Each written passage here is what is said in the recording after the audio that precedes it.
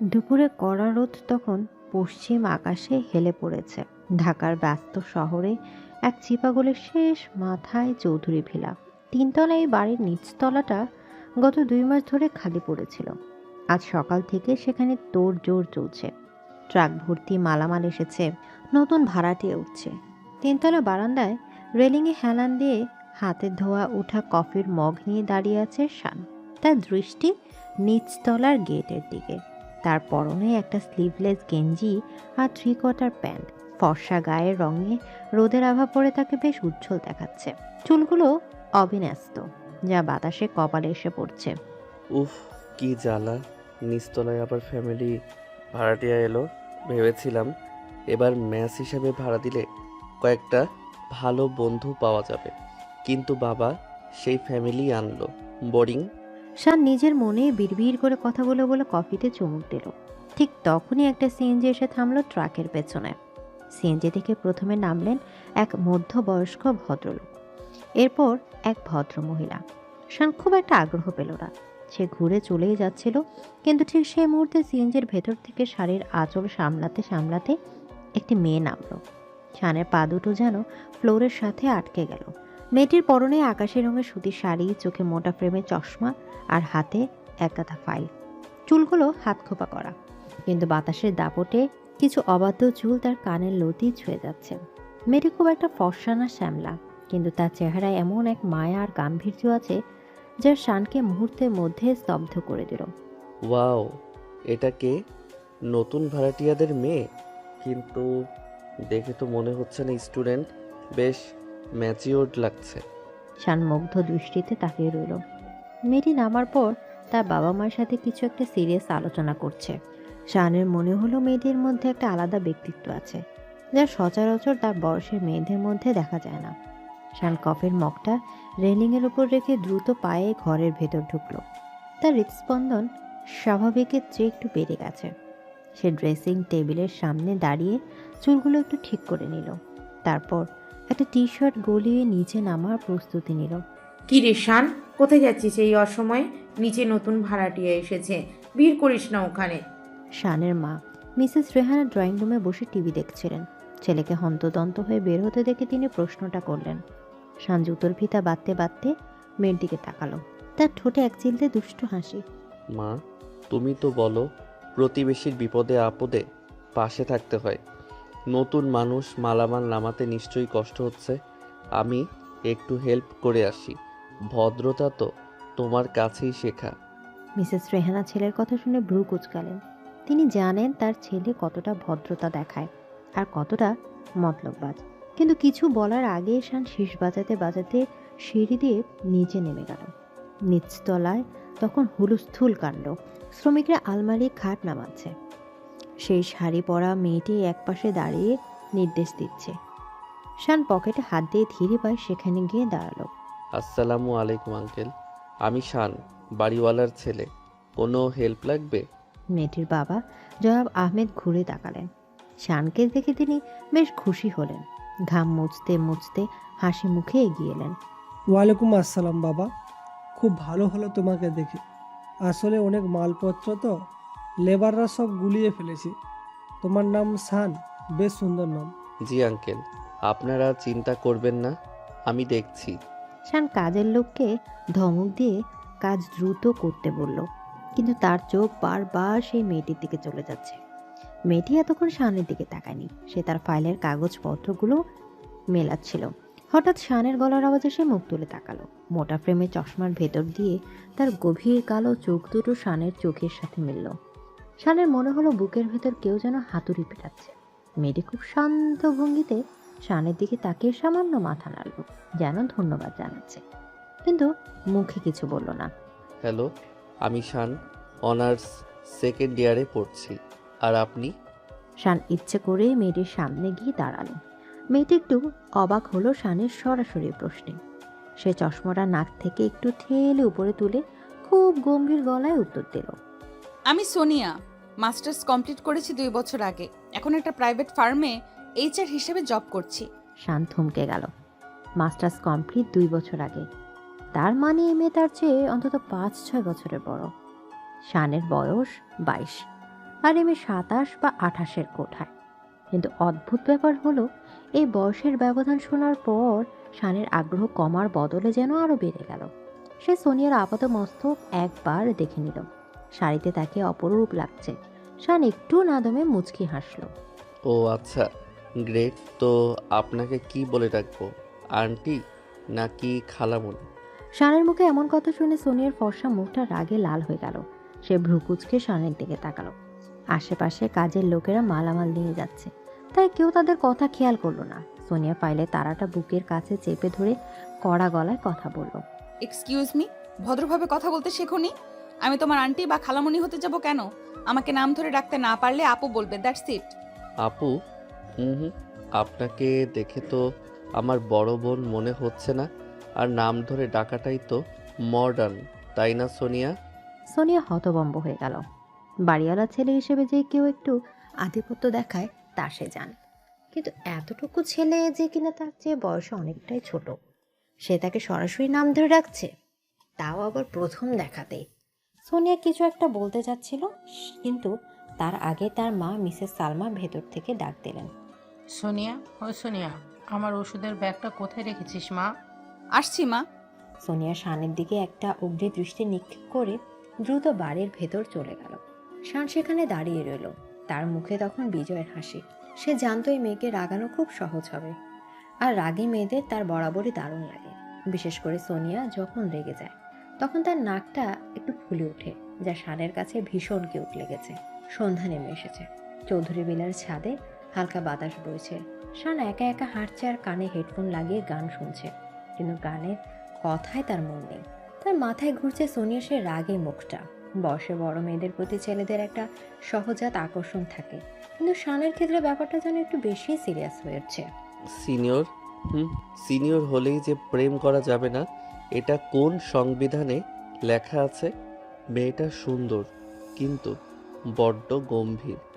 এই গাম্ভীর্যই ভাঙতে হবে। শান রেলিং ধরে নিচের দিকে তাকালো। সোনিয়াদের ফ্ল্যাটের লাইট জ্বলছে। জানলা দিয়ে দেখা যাচ্ছে সোনিয়া ঘর গোছাচ্ছে। শান পকেট থেকে ফোন বের করে তার বন্ধু রাকিবকে করে দিল। কিরে দোস্ত, কি খবর? নতুন ভাড়াটিয়া নাকি এলো? মাল কেমন? মুখ সামলে কথা বল রাকিব। মাল না, কুইন। কিন্তু সমস্যা একটা আছে। কি সমস্যা? বিয়ে হয়ে গেছে নাকি বাচ্চা কাচ্চা আসে? আরে ধুর, বিয়ে হবে কেন? সিঙ্গেল, কিন্তু আমার চেয়ে বয়সে বড়, অনেক বড়। প্রায় 5-6 বছরের গ্যাপ হবে। জব করে। ওরে বাবা, সিনিয়র সিটিজেন। বাদ দে দোস্ত, প্যারাই পড়বি। ভার্সিটিতে কত জুনিয়র মেয়ে তোর জন্য লাইন দিয়ে আসে, আর তুই আসিস খালামণিদের নিয়ে। আবার বাজে বকছিস? তাকে খালামণি বললে তোর দাঁত ফেলে দেব। শোন, প্রেম যদি করি এই সিনিয়রকেই করব। তুই শুধু দেখ তোর ভাই কি করে। শান ফোন কেটে দিল। তার জেদ চেপে আছে। রাকিবের কথাগুলো তার জেদকে আরো উস্কে দিল। সে নিচে নেমে এলো। সোনিয়াদের দরজায় কলিং বেল চাপলো। দরজা খুললেন সোনিয়ার মা মিসেস সালমা। তিনি শানকে দেখে হাসলেন। আরে বাবা, তুমি এসো এসো, ভেতরে এসো। আন্টি মা পাঠালো, আপনাদের নাকি কি কি প্রয়োজন হতে পারে, তাই খোঁজ নিতে এলাম। আর মা বলল রাতে আমাদের ওখানেই ডিনার করতে। আপনারা তো আজ রান্না করতে পারবেন না। শান মিথ্যে কথাটা খুব সাবলীলভাবে বলল। তার মা অবশ্য এমন কিছুই বলেনি, কিন্তু মাকে মানিয়ে নেওয়া শানের জন্য বা হাতের খেল। সোনিয়া তখন পেছনের রুম থেকে ড্রয়িং রুমে আসছিল। পরনে এখন আর শাড়ি নেই, একটা ঢিলে ঢালা সালোয়ার কামিজ পরেছে, ওড়নায় গলায় পেঁচানো। চুলগুলো এখন ছেড়ে দেওয়া, পিঠময় ছড়িয়ে আছে। শানকে দেখে সে ধমকে দাঁড়ালো। মা, কে এসেছে? ও তুমি? সোনিয়ার গলায় স্পষ্ট বিরক্তি। শান সেটা গায়ে মাখল না। সে সোফার হাতলে বেশ আয়েশ করে বসলো, যেন এটা তার নিজেরই ড্রয়িং রুম। জি আমি। কি ম্যাম, আমাকে দেখে কি খুব বিরক্ত হলেন? আমি তো হেল্প করতে এসেছি। ছি সোনিয়া, ও বাড়িওয়ালার ছেলে, কত ভালো ছেলেটা। সারাদিন কত দৌড়াদৌড়ি করলো আমাদের জন্য, আর তুই এভাবে কথা বলছিস? বাবা শান, তুমি কিছু মনে করো না। ও অফিস থেকে ফিরে খুব টায়ার্ড, তো তাই মেজাজটা একটু খারাপ। না না আন্টি, ইটস ওকে। সিনিয়র একটু এমন রাগী হয়, আমি কিছু মনে করিনি। শান সিনিয়র শব্দটার উপর একটু বেশি জোর দিল। সোনিয়া সেটা বুঝতে পেরে চোখ পাকালো। মিসেস সালমা রান্নাঘরের দিকে গেলেন পানি আনতে। ড্রয়িং রুমে এখন শুধু শান আর সোনিয়া। পরিবেশটা হঠাৎ করে ভারী হয়ে উঠল। সোনিয়া ধীর পায়ে শানের সামনে এসে দাঁড়ালো। সে শানের চেয়ে উচ্চতায় খুব একটা কম নয়, হিল পড়লে সমান সমানই হবে। সে শানের চোখের দিকে সরাসরি তাকালো। শোনো পিচ্ছি, তুমি কি চাও বলো তো? বাড়িওয়ালার ছেলে বলে কি যা খুশি তাই করবে? আমি তোমার চেয়ে বয়সে অভিজ্ঞতায় সব দিক দিয়েই বড়। আমাকে সম্মান করতে শেখো। সম্মান? সম্মান তো তাকেই করা যায় যাকে মনের গহীনে জায়গা দেওয়া যায়। আর পিচ্ছি, আমি পিচ্ছি কিনা সেটা প্রমাণ করার সুযোগ দিও, তখন বুঝবে। শানের কথাগুলো ছিল দ্ব্যর্থবোধক এবং প্রচণ্ড সাহসী। সোনিয়া এমন উত্তরের জন্য প্রস্তুত ছিল না। সে লজ্জায় আর অপমানে লাল হয়ে গেল। একটা অজানা ছেলে তার বয়সে এত ছোট তাকে এভাবে ইঙ্গিতপূর্ণ কথা বলছে। সোনিয়া আঙুল উঁচিয়ে কিছু বলতে যাচ্ছিল, কিন্তু শান হঠাৎ করে সোফায় বসা অবস্থা থেকে উঠে দাঁড়ালো। দুজনের মাঝখানে দূরত্ব এখন মাত্র কয়েক ইঞ্চি। শানের শরীরে পুরুষালী গন্ধ সোনিয়ার নাকে এসে লাগলো। সোনিয়া অজ্ঞাত সারেই এক পা পিছিয়ে গেল। ভয় পাবেন না সোনিয়া, আমি বাঘও না, ভাল্লুকও না, আমি শুধু শান। আর আমি যা চাই তা আদায় করেই ছাড়ি। আজ আসছি, রাতে দেখা হবে, তৈরি থেকো সিনিয়র। শান সোনিয়ার কানের কাছে ফিসফিস করে কথাগুলো বলে চোখের পলকে ঘর থেকে বেরিয়ে গেল। সোনিয়ার দরজার দিকে তাকিয়ে রইল স্থাণুবৎ হয়ে। তার বুকের ভেতরটা ধকপথক করছে। রাগ হচ্ছে, কিন্তু রাগের সাথে সাথে একটা অশিহরণও কাজ করছে, যা সে স্বীকার করতে চাইছে না। সে নিজের গালে হাত দিল। গালটা গরম হয়ে আছে। রাতে চৌধুরী বিলার ডাইনিং টেবিলে এলাহি কাণ্ড। শানের বাবা জনাব চৌধুরী এবং মা মিসেস রেহানা সোনিয়ার পরিবারকে আন্তরিকভাবে আপ্যায়ন করছেন। টেবিলে নানা পদের খাবার। শান সোনিয়া ঠিক উল্টো দিকে বসেছে। সোনিয়া শাড়ি পরিবর্তন করে আবার একটা সালোয়ার কামিজ পরেছে, কিন্তু এবার সে ওনাটা খুব সাবধানে গায়ে জড়িয়ে রেখেছে। শান খাচ্ছে কম আর সোনিয়াকে দেখছে বেশি।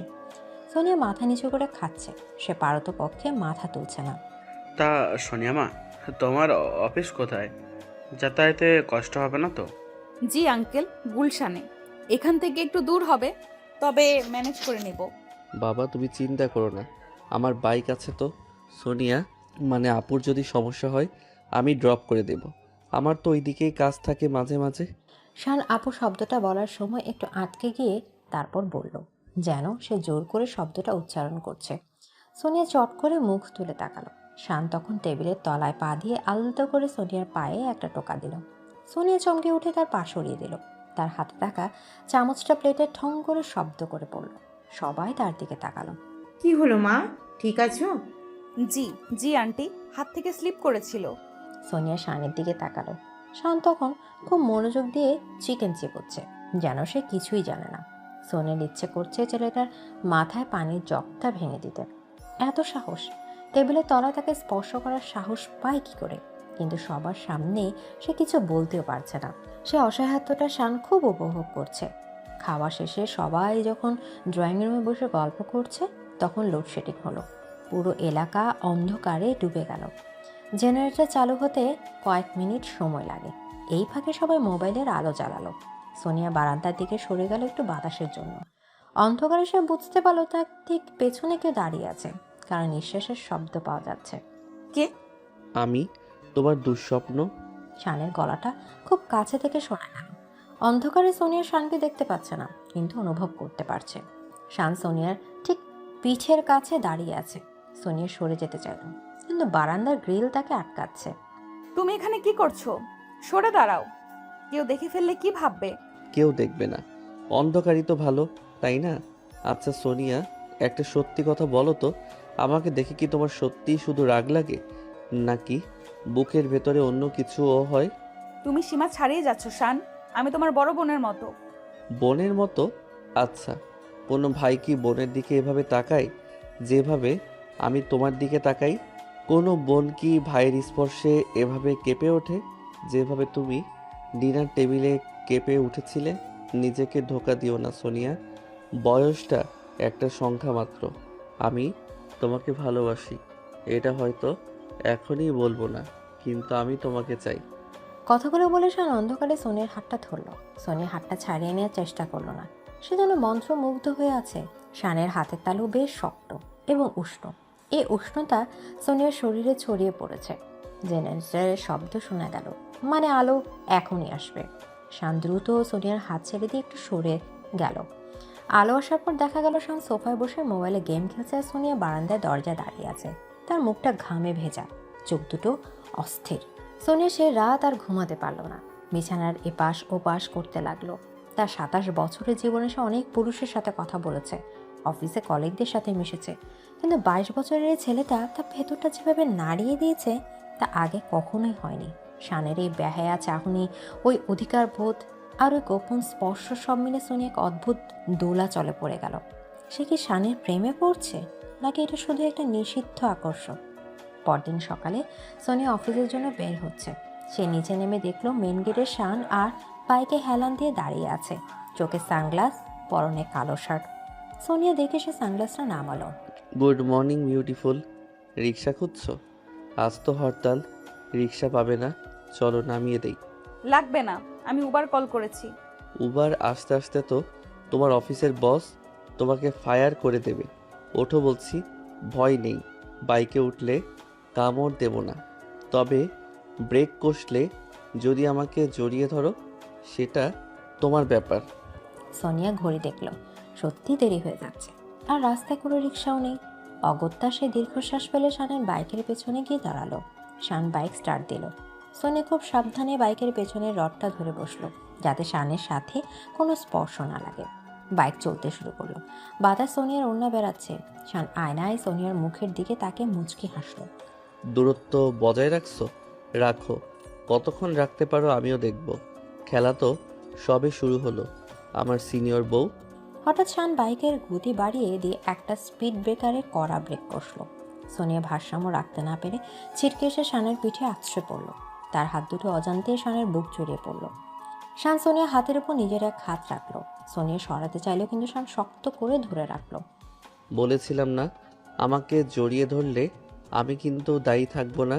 সোনিয়ার হৃৎপিণ্ড তখন গলার কাছে উঠে এসেছে। ব্যস্ত শহরের রাজপথে বাইকের গতিতে শানের পিঠের উষ্ণতায় সোনিয়া এক নতুন আবেগের জন্ম হতে দেখল। এই শুরু হলো তাদের অসম বয়সের অসম সম্পর্কের এক মিষ্টি কিন্তু জটিল উপাখ্যান। বাইকের গতি মন্থর হয়ে এলো। গুলশান এভিনিউর ব্যস্ত রাস্তায় গাড়ির জ্যাম। শান্তার বাইকটা ফুটপাতের ঘেঁষে দাঁড় করালো। সোনিয়ার অফিস বিল্ডিংয়ের গেট দেখা যাচ্ছে। এতক্ষণ রাস্তায় যে ঝড়ো হাওয়া ছিল, বাইক থামার সাথে সাথে তা উধাও হয়ে গেল। কিন্তু সোনিয়ার বুকের ভেতরের ঝড়টা থামল না। সে বাইক থেকে নামলো, কিন্তু তার পা টলছে। বাইকের পেছনের সিটে বসে শানের পিঠের সাথে লেপ্টে থাকার এই অনুভূতিটা তার শরীরে এখনও কাঁটা দিয়ে আছে।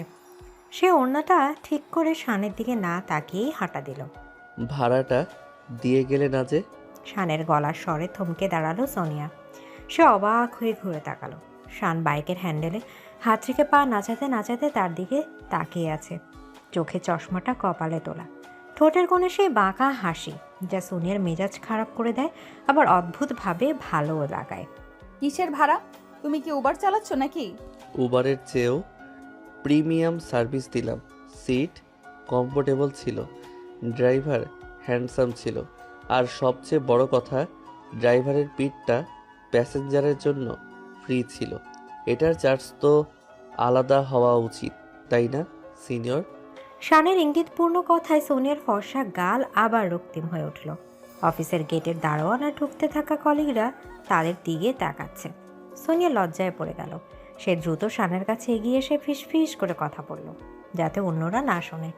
চুপ করো শান, এটা আমার অফিস, এখানে সিনক্রেট করবে না। আর খবরদার আমাকে সিনিয়র বলবে না। আমি তোমার চেয়ে বয়সে বড় হতে পারি, কিন্তু আমাদের মধ্যে কোনো সম্পর্ক নেই যে তুমি এসব ফাজলামি করবে। সম্পর্ক নেই? শিওর? বাইকে ব্রেক কষার সময় তো মনে হলো তুমি আমাকে এমনভাবে জড়িয়ে ধরলে যেন আমি তোমার কত আপন। অবশ্য আমি মাইন্ড করিনি। তোমার হাতের স্পর্শে একটা, কি বলে ওটাকে, মায়াবী ব্যাপার ছিল। শান কথাগুলো বলে সোনিয়ার চোখের দিকে তাকিয়ে রইল। সোনিয়া বুঝলো এই ছেলের সাথে কথায় পারা যাবে না। সে নিজের পার্স থেকে একটা 100 টাকার নোট বের করে শানের দিকে বাড়িয়ে দিল। এই নাও তোমার ভাড়া, আর কোনো কথা বলবে না, এখন যাও এখান থেকে। শান নোটটার দিকে তাকালো, তারপর সোনিয়ার মুখের দিকে।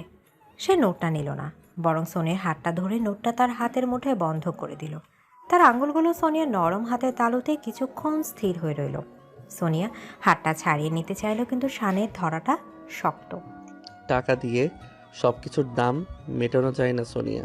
আজকের এই রাইডের দাম অন্য কোনো দিন অন্য কোনোভাবে উসুল করে নেব। এখন অফিসে যাও, বস বকবে। বাই, সিনিয়র বউ। শেষ শব্দ দুটো শান খুব আস্তে করে বলল, শুধু সোনিয়া শোনার মতো করে। তারপর সোনিয়াকে কোনো কথা বলার সুযোগ না দিয়ে বাইক স্টার্ট দিয়ে ধুলো উড়িয়ে চলে গেল। সোনিয়া সেই ধুলোর দিকে তাকিয়ে রইল। তার হাতের মুঠোয় সে 100 টাকার নোটটা এখনও ধরা। সে দীর্ঘশ্বাস ফেলে অফিসের দিকে পা বাড়ালো। কিন্তু সারাদিন ফাইলের অক্ষরের মাঝে বারবার ভেসে উঠতে লাগলো শানের সেই বাঁকা হাসি আর বেপরোয়া চোখের চাহনি। দুপুর গড়িয়ে বিকাল। আজ সোনিয়ার অফিসের একটা কাজে ভার্সিটি এলাকায় যেতে হলো। তাদের কোম্পানি ক্যাম্পাসে একটা জব ফেয়ারের আয়োজন করছে, সেটা তদারকি করতেই আসা। সোনিয়া রিক্সা থেকে নেমে ক্যাম্পাসের গেট দিয়ে ঢুকলো। চারিদিকে তারুণ্যের কোলাহল, ছেলেমেয়েরা আড্ডা দিচ্ছে, গান গাইছে। সোনিয়া মনে পড়ে গেল তার ভার্সিটি জীবনের কথা। আজ থেকে 5 বছর আগে সেও এমন ছিল। হঠাৎ তার মনে হলো শান্ত এই ভার্সিটিতেই পড়ে, দেখা হয়ে যাবে না তো? পরক্ষণে সে মাথা ঝাড়া দিল। এত বড় ক্যাম্পাস, দেখা হওয়া অসম্ভব। সে ডিপার্টমেন্টের করিডোর দিয়ে হাঁটছিল। হঠাৎ সামনে একটা জটলা দেখে থামলো। করিডোরের মাঝখানে কয়েকজন জুনিয়র ছেলে ভয়ে জড়সড় হয়ে দাঁড়িয়ে আছে, আর তাদের সামনে একটা ছেলে দাঁড়িয়ে খুব কড়া গলায় শাসাচ্ছে। ছেলেটার পরনে কালো শার্ট, হাতা গোটানো। সোনি একটু এগিয়ে গিয়ে উকি দিল। তার চোখ কপালে উঠল। ওঠা শান। তোরা ফার্স্ট ইয়ারে পড়ে এই ম্যানার্স শিখেছিস? সিনিয়র সামনে দিয়ে যাচ্ছে আর তোরা পকেটে হাত দিয়ে দাঁড়িয়ে আছিস, সালাম দিতে পারিস না? সরি ভাইয়া, খেয়াল করিনি, আর হবে না। খেয়াল করবি না কেন? চোখ কি পকেটে রেখেছিস? নেক্সট টাইম যদি দেখি এমন বেয়াদবি করছিস, তাহলে ক্যান্টিনে নিয়ে গিয়ে কানে ধরে দাঁড় করিয়ে রাখবো। ভাগ এখান থেকে। ওটা শান। জুনিয়র ছেলেগুলো দৌড়ে পালালো। শানের বন্ধুরা পাশে দাঁড়িয়ে হাসছিল। শান তখনও রাগে ফুঁসছে। সোনিয়া অবাক হয়ে দেখছিল। বাড়ির সেই অঞ্চল ফাজিল ছেলেটা এখনো বাঘের মতো গর্জন করছে। তার ব্যক্তিত্বে এমন এক গাম্ভীর্য, তার দাপট আছে যা সোনিয়া আগে দেখেনি। সোনিয়া মুগ্ধ হয়ে তাকিয়েছিল। হঠাৎ শানের চোখ পড়ল তার দিকে। মুহূর্তের মধ্যে শানের মুখের রাগী ভাবটা উধাও হয়ে গেল। সে বন্ধুদের কিছু একটা বলে দ্রুত পায়ে সোনিয়ার দিকে এগিয়ে গেল। আরে তুমি এখানে? পথ ভুলে নাকি আমাকে খুঁজতে? শানের গলার স্বর এখন একদম মাখনের মতো নরম। একটু আগে যে ছেলেকে জুনিয়ররা জমের মতো ভয় পাচ্ছিল, সে এখন সোনিয়ার সামনে দাঁড়িয়ে লাজুক হাসি হাসছে। সোনিয়া এই পরিবর্তন দেখে ভাবা চাকা খেয়ে গেল। অফিসের কাজে এসেছি, জব ফেয়ারের জন্য, কিন্তু তুমি ওভাবে ওদের বকছিলে কেন? ওরা তো বাচ্চা কাচ্চা। বাচ্চা কাচ্চা? ওগুলো এক একটা পিস, শাসন না করলে মাথায় উঠে নাচবে। ভার্সিটিতে সিনিয়র মানেই পাওয়ার, বুঝলে? যেমনটা আমাদের রিলেশনে। যদিও সেখানে আমি জুনিয়র, কিন্তু পাওয়ারটা আমারই থাকবে। আমাদের রিলেশন? কোন রিলেশন? তুমি দিবা স্বপ্ন দেখা বন্ধ করো শান। আর শোনো, ভার্সিটিতে এইসব মাস্তানি করা ভালো না। পড়াশোনায় মন দাও। পড়াশোনা তো চলেই, কিন্তু মনটা তো চুরি হয়ে গেছে। চোরকে হাতের সামনে পেয়েও ধরতে পারছি না। চলো তোমাকে ক্যান্টিনে খাওয়াই। আমাদের ক্যাম্পাসের কফি কিন্তু দারুণ। আমার সময় নেই, কাজ আছে। কাজ তো সারা জীবন থাকবে, কিন্তু শান্ত আর সারা জীবন এভাবে অফার করবে না। চলো বলছি। সিনিয়রদের কথা অমান্য করতে নেই, সেটা তুমি একটু আগেই দেখেছো। শান সোনিয়ার উত্তরের অপেক্ষা না করে তার হাতের ফাইলটা নিজের হাতে নিয়ে নিল। তারপর ইশারা করলো তার সাথে যাওয়ার জন্য। সোনিয়া আশেপাশে তাকালো। সবাই তাদের দিকে দেখছে। ডিপার্টমেন্টের ফেমাস শান ভাই একটা মেয়ের সাথে এত নরম সুরে কথা বলছে, এটা সবার কাছেই ব্রেকিং নিউজ। সোনিয়া অগত্যা শানের পিছু পিছু ক্যান্টিনের দিকে তাকালো। ক্যান্টিনের এক কোনায় তারা বসলো। শান 2 কাপ কফি আর স্যান্ডউইচ অর্ডার করলো। সোনিয়া চুপচাপ বসে আছে। শান এক দৃষ্টিতে সোনিয়ার দিকে তাকিয়ে আছে। এভাবে তাকিয়ে থেকো না, অস্বস্তি লাগছে। কেন? সুন্দর জিনিস দেখতে তো মানা নেই জানো সোনিয়া। আজ তোমাকে শাড়িতে না দেখে একটু খারাপ লাগছিল, কিন্তু এই ফর্মাল ড্রেসেও তোমাকে মারাত্মক লাগছে। একদম বস লেডি ভাইব। আমার তো ইচ্ছে করছে এখনই তোমার বিয়ে হয়ে যায়। তুমি কি সব মেয়ের সাথে এভাবে ফ্লার্ট করো? ছি ছি, অপবাদ দিও না। আমি মেয়েদের দিকে তাকাইও না। বিশ্বাস না হলে আমার বন্ধুদের জিজ্ঞেস করো। আমার চোখ শুধু একজনেই আটকে গেছে, যে কিনা আমাকে পাত্তাই দেয় না, ভাবে আমি ছোট বাচ্চা। কফি এলো। শান কফির কাপে চুমুক দিয়ে একটু সিরিয়াস হলো। সে টেবিলের উপর রাখা সোনিয়ার হাতের দিকে তাকালো। একটা কথা জিজ্ঞেস করি, রাগ করবে না তো? কি কথা?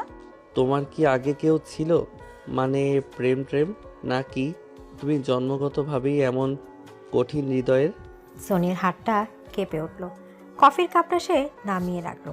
তার চোখের দৃষ্টি ঝাপসা হয়ে এলো মুহূর্তের জন্য। পুরনো এক ক্ষতের দাগ যেন শান অজান্তেই ছুঁয়ে দিয়েছে। সোনিয়া চোখ নামিয়ে নিল। পার্সোনাল প্রশ্ন করো না শান। কফি খাওয়া হলে আমি উঠবো, আমার কাজ আছে। শান বুঝতে পারলো সে ভুল জায়গায় আঘাত করেছে। সোনিয়ার মুখটা হঠাৎ করে মেঘলা হয়ে গেছে। শান আর কথা বাড়ালো না। সে মনে মনে প্রতিজ্ঞা করলো সোনিয়ার এই মেঘলা আকাশের পেছনের গল্পটা তাকে জানতেই হবে। সন্ধ্যা নামার সাথে সাথে আকাশ কালো হয়ে মেঘ জমল। সোনিয়া যখন কাজ শেষ করে ক্যাম্পাস থেকে বের হলো, তখন মুষলধারে বৃষ্টি শুরু হয়েছে। রাস্তায় এক হাঁটু পানি জমে যাওয়ার উপক্রম। সোনিয়া গেটের শেডের নিচে দাঁড়িয়ে আছে। তার ছাতা নেই, উবার পাঠাও কিচ্ছু পাওয়া যাচ্ছে না, রিক্সাও নেই। সময় গড়িয়ে রাত 8টা বাজতে চলল। সোনিয়া চিন্তায় পড়ে গেল। মা নিশ্চয়ই চিন্তা করছে। হঠাৎ বৃষ্টির পর্দার ভেতর থেকে একটা রিক্সা এসে গেটের সামনে থামলো। রিক্সার হুড়তোলা, সামনে পলিথিন দেয়া। পলিথিন সরিয়ে একটা মুখ বের হলো। শান। সে ভিজে কাক ভেজা হয়ে গেছে, চুল থেকে পানি ঝরছে। ম্যাডাম, লিফট লাগবে? ফ্রি সার্ভিস না, তবে নিরাপদ। তুমি তুমি এখনো বাড়ি যাওনি? আমার সিনিয়র বউকে ফেলে আমি বাড়ি যাই কি করে? জানতাম তুমি আটকা পড়বে। এই ওয়েদারে গাড়ি পাওয়া লটারি জেতার সমান। ওঠো, ভিজে যাবে। সোনিয়া আর তর্ক করলো না। সে দৌড়ে গিয়ে রিক্সায় উঠলো। শান একটু সরে বসলো জায়গা করে দেওয়ার জন্য।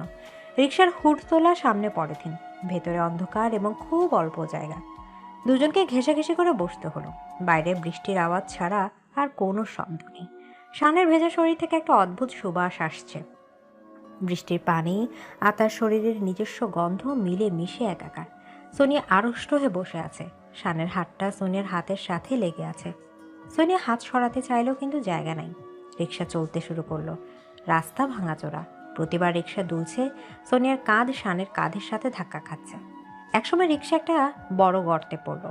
সোনিয়া ছিটকে শানের উপর গিয়ে পড়লো। শান সোনিয়াকে সামলানোর জন্য তার এক হাত দিয়ে সোনিয়ার কোমর জড়িয়ে ধরলো। সোনিয়া চমকে উঠলো, কিন্তু সরে যাওয়ার চেষ্টা করলো না। অন্ধকারে শানের চোখের দিকে তাকালো সে। খুব কাছে, নিঃশ্বাসের দূরত্বে শানের মুখ। ভয় পাচ্ছ? না, মানে হ্যাঁ, বৃষ্টিটা খুব জোরে হচ্ছে। বৃষ্টির কথা বলিনি সোনিয়া, আমি আমার কথা বলছি। আমাকে ভয় পাচ্ছ? আমি এত কাছে, তাই? শানের গলাটা খাদে নেমে এসেছে। সে তার কোমর জড়িয়ে রাখা হাতটা একটু শক্ত করলো। সোনিয়ার হৃদস্পন্দন এখন ট্রেনের গতির মতো ছুটছে। সে শানের চোখের গভীরতায় হারিয়ে যাচ্ছে। শান ধীরে ধীরে তার মুখটা সোনিয়ার মুখের দিকে এগিয়ে আনলো। সোনিয়া তার চোখ বন্ধ করে ফেলল। সে জানে এটা ঠিক হচ্ছে না, তার বাধা দেওয়া উচিত। কিন্তু তার শরীর অবশ হয়ে আসছে। শানের ঠোঁটের উষ্ণতা সে অনুভব করতে পারছে। ঠিক সেই মুহূর্তে রিক্সাটা জোরে ব্রেক কষল। রিক্সাওয়ালা বাইরে থেকে চেঁচিয়ে উঠল, ওস্তাদ সামনে জ্যাম, রিক্সা যাইব না। মুহূর্তে জাদুকরী আবেশটা ভেঙে গেল। সোনিয়া দ্রুত নিজেকে ছাড়িয়ে নিয়ে সোজা হয়ে বসলো। সে বড় বড় করে নিঃশ্বাস নিচ্ছে। শানও একটু অপ্রস্তুত হয়ে চুলে হাত বোলালো। অন্ধকারে সোনিয়া বুঝতে পারলো শান হাসছে। ভাগ্য ভালো রিক্সাওয়ালা ব্রেক কষলো, না হলে আজ থাক, বাকিটা তোলা থাক। অসভ্য, একদম কথা বলবে না। সোনিয়া ধমক দিল ঠিকই, কিন্তু তার গলার স্বরে কোনো জোর ছিল না। বাকি পথটুকু তারা আর কোনো কথা বলল না। কিন্তু দুজনে অনুভব করলো তাদের মাঝখানে অদৃশ্য দেয়ালটা আজ বৃষ্টির পানিতে ধুয়ে অনেকখানি পাতলা হয়ে গেছে। বাড়িতে পৌঁছাতে পৌঁছাতে রাত 9টা। সোনিয়া আর শান যখন ভিজতে ভিজতে গেট দিয়ে ঢুকলো, তখন দোতলায় বারান্দা থেকে শানের মা সব দেখছিলেন। তার চোখে সন্দেহের ছায়া। সোনিয়া শানকে ধন্যবাদ না দিয়ে নিজের ফ্ল্যাটে ঢুকে গেল। শান শীষ বাজাতে বাজাতে সিঁড়ি দিয়ে উপরে উঠল। ঘরে ঢুকে সোনিয়া দেখলো তার মা সোফায় বসে আছেন, পাশে তার বাবা। তাদের মুখ গম্ভীর। সোনিয়া ভয় পেয়ে গেল। কি হয়েছে মা, তোমরা এভাবে বসে আছো কেন? তুই কার সাথে ফিরলি সোনিয়া? শানের সাথে? হ্যাঁ মা, বৃষ্টিতে গাড়ি পাচ্ছিলাম না, ও হেল্প করলো। কেন? পাড়ার লোকে কি বলছে জানিস? নতুন ভাড়াটিয়ার মেয়ে নাকি বাড়িওয়ালার বকাটে ছেলের সাথে ঢলাঢলি করছে। সোনিয়া, তোর বয়স হয়েছে, তোর একটা সম্মান আছে। একটা 22 বছরের ছেলের সাথে তোকে রিলেশন করে ফিরতে দেখে মানুষ কি ভাববে? মা, মানুষ কি বললো তাতে আমার কি? ও আমাকে সাহায্য করেছে, এখানে খারাপ কিছু নেই। খারাপ ভালো কথা না, তোর বিয়ের বয়স পার হয়ে যাচ্ছে। আজই তোর খালা একটা সম্বন্ধ এনেছে। ছেলে সরকারি চাকরি করে, বয়স 32। আগামী শুক্রবার দেখতে আসবে। তুই আর কোনো ঝামেলা করিস না, এই শুক্রবারই সব পাকা কথা হবে। সোনিয়ার মাথায় যেন আকাশ ভেঙে পড়ল। বিয়ের কথা? সে তখনও প্রস্তুত নয়। আর হঠাৎ করে কেন জানি তার মনে এক কোণায় শানের মুখটা ভেসে উঠল।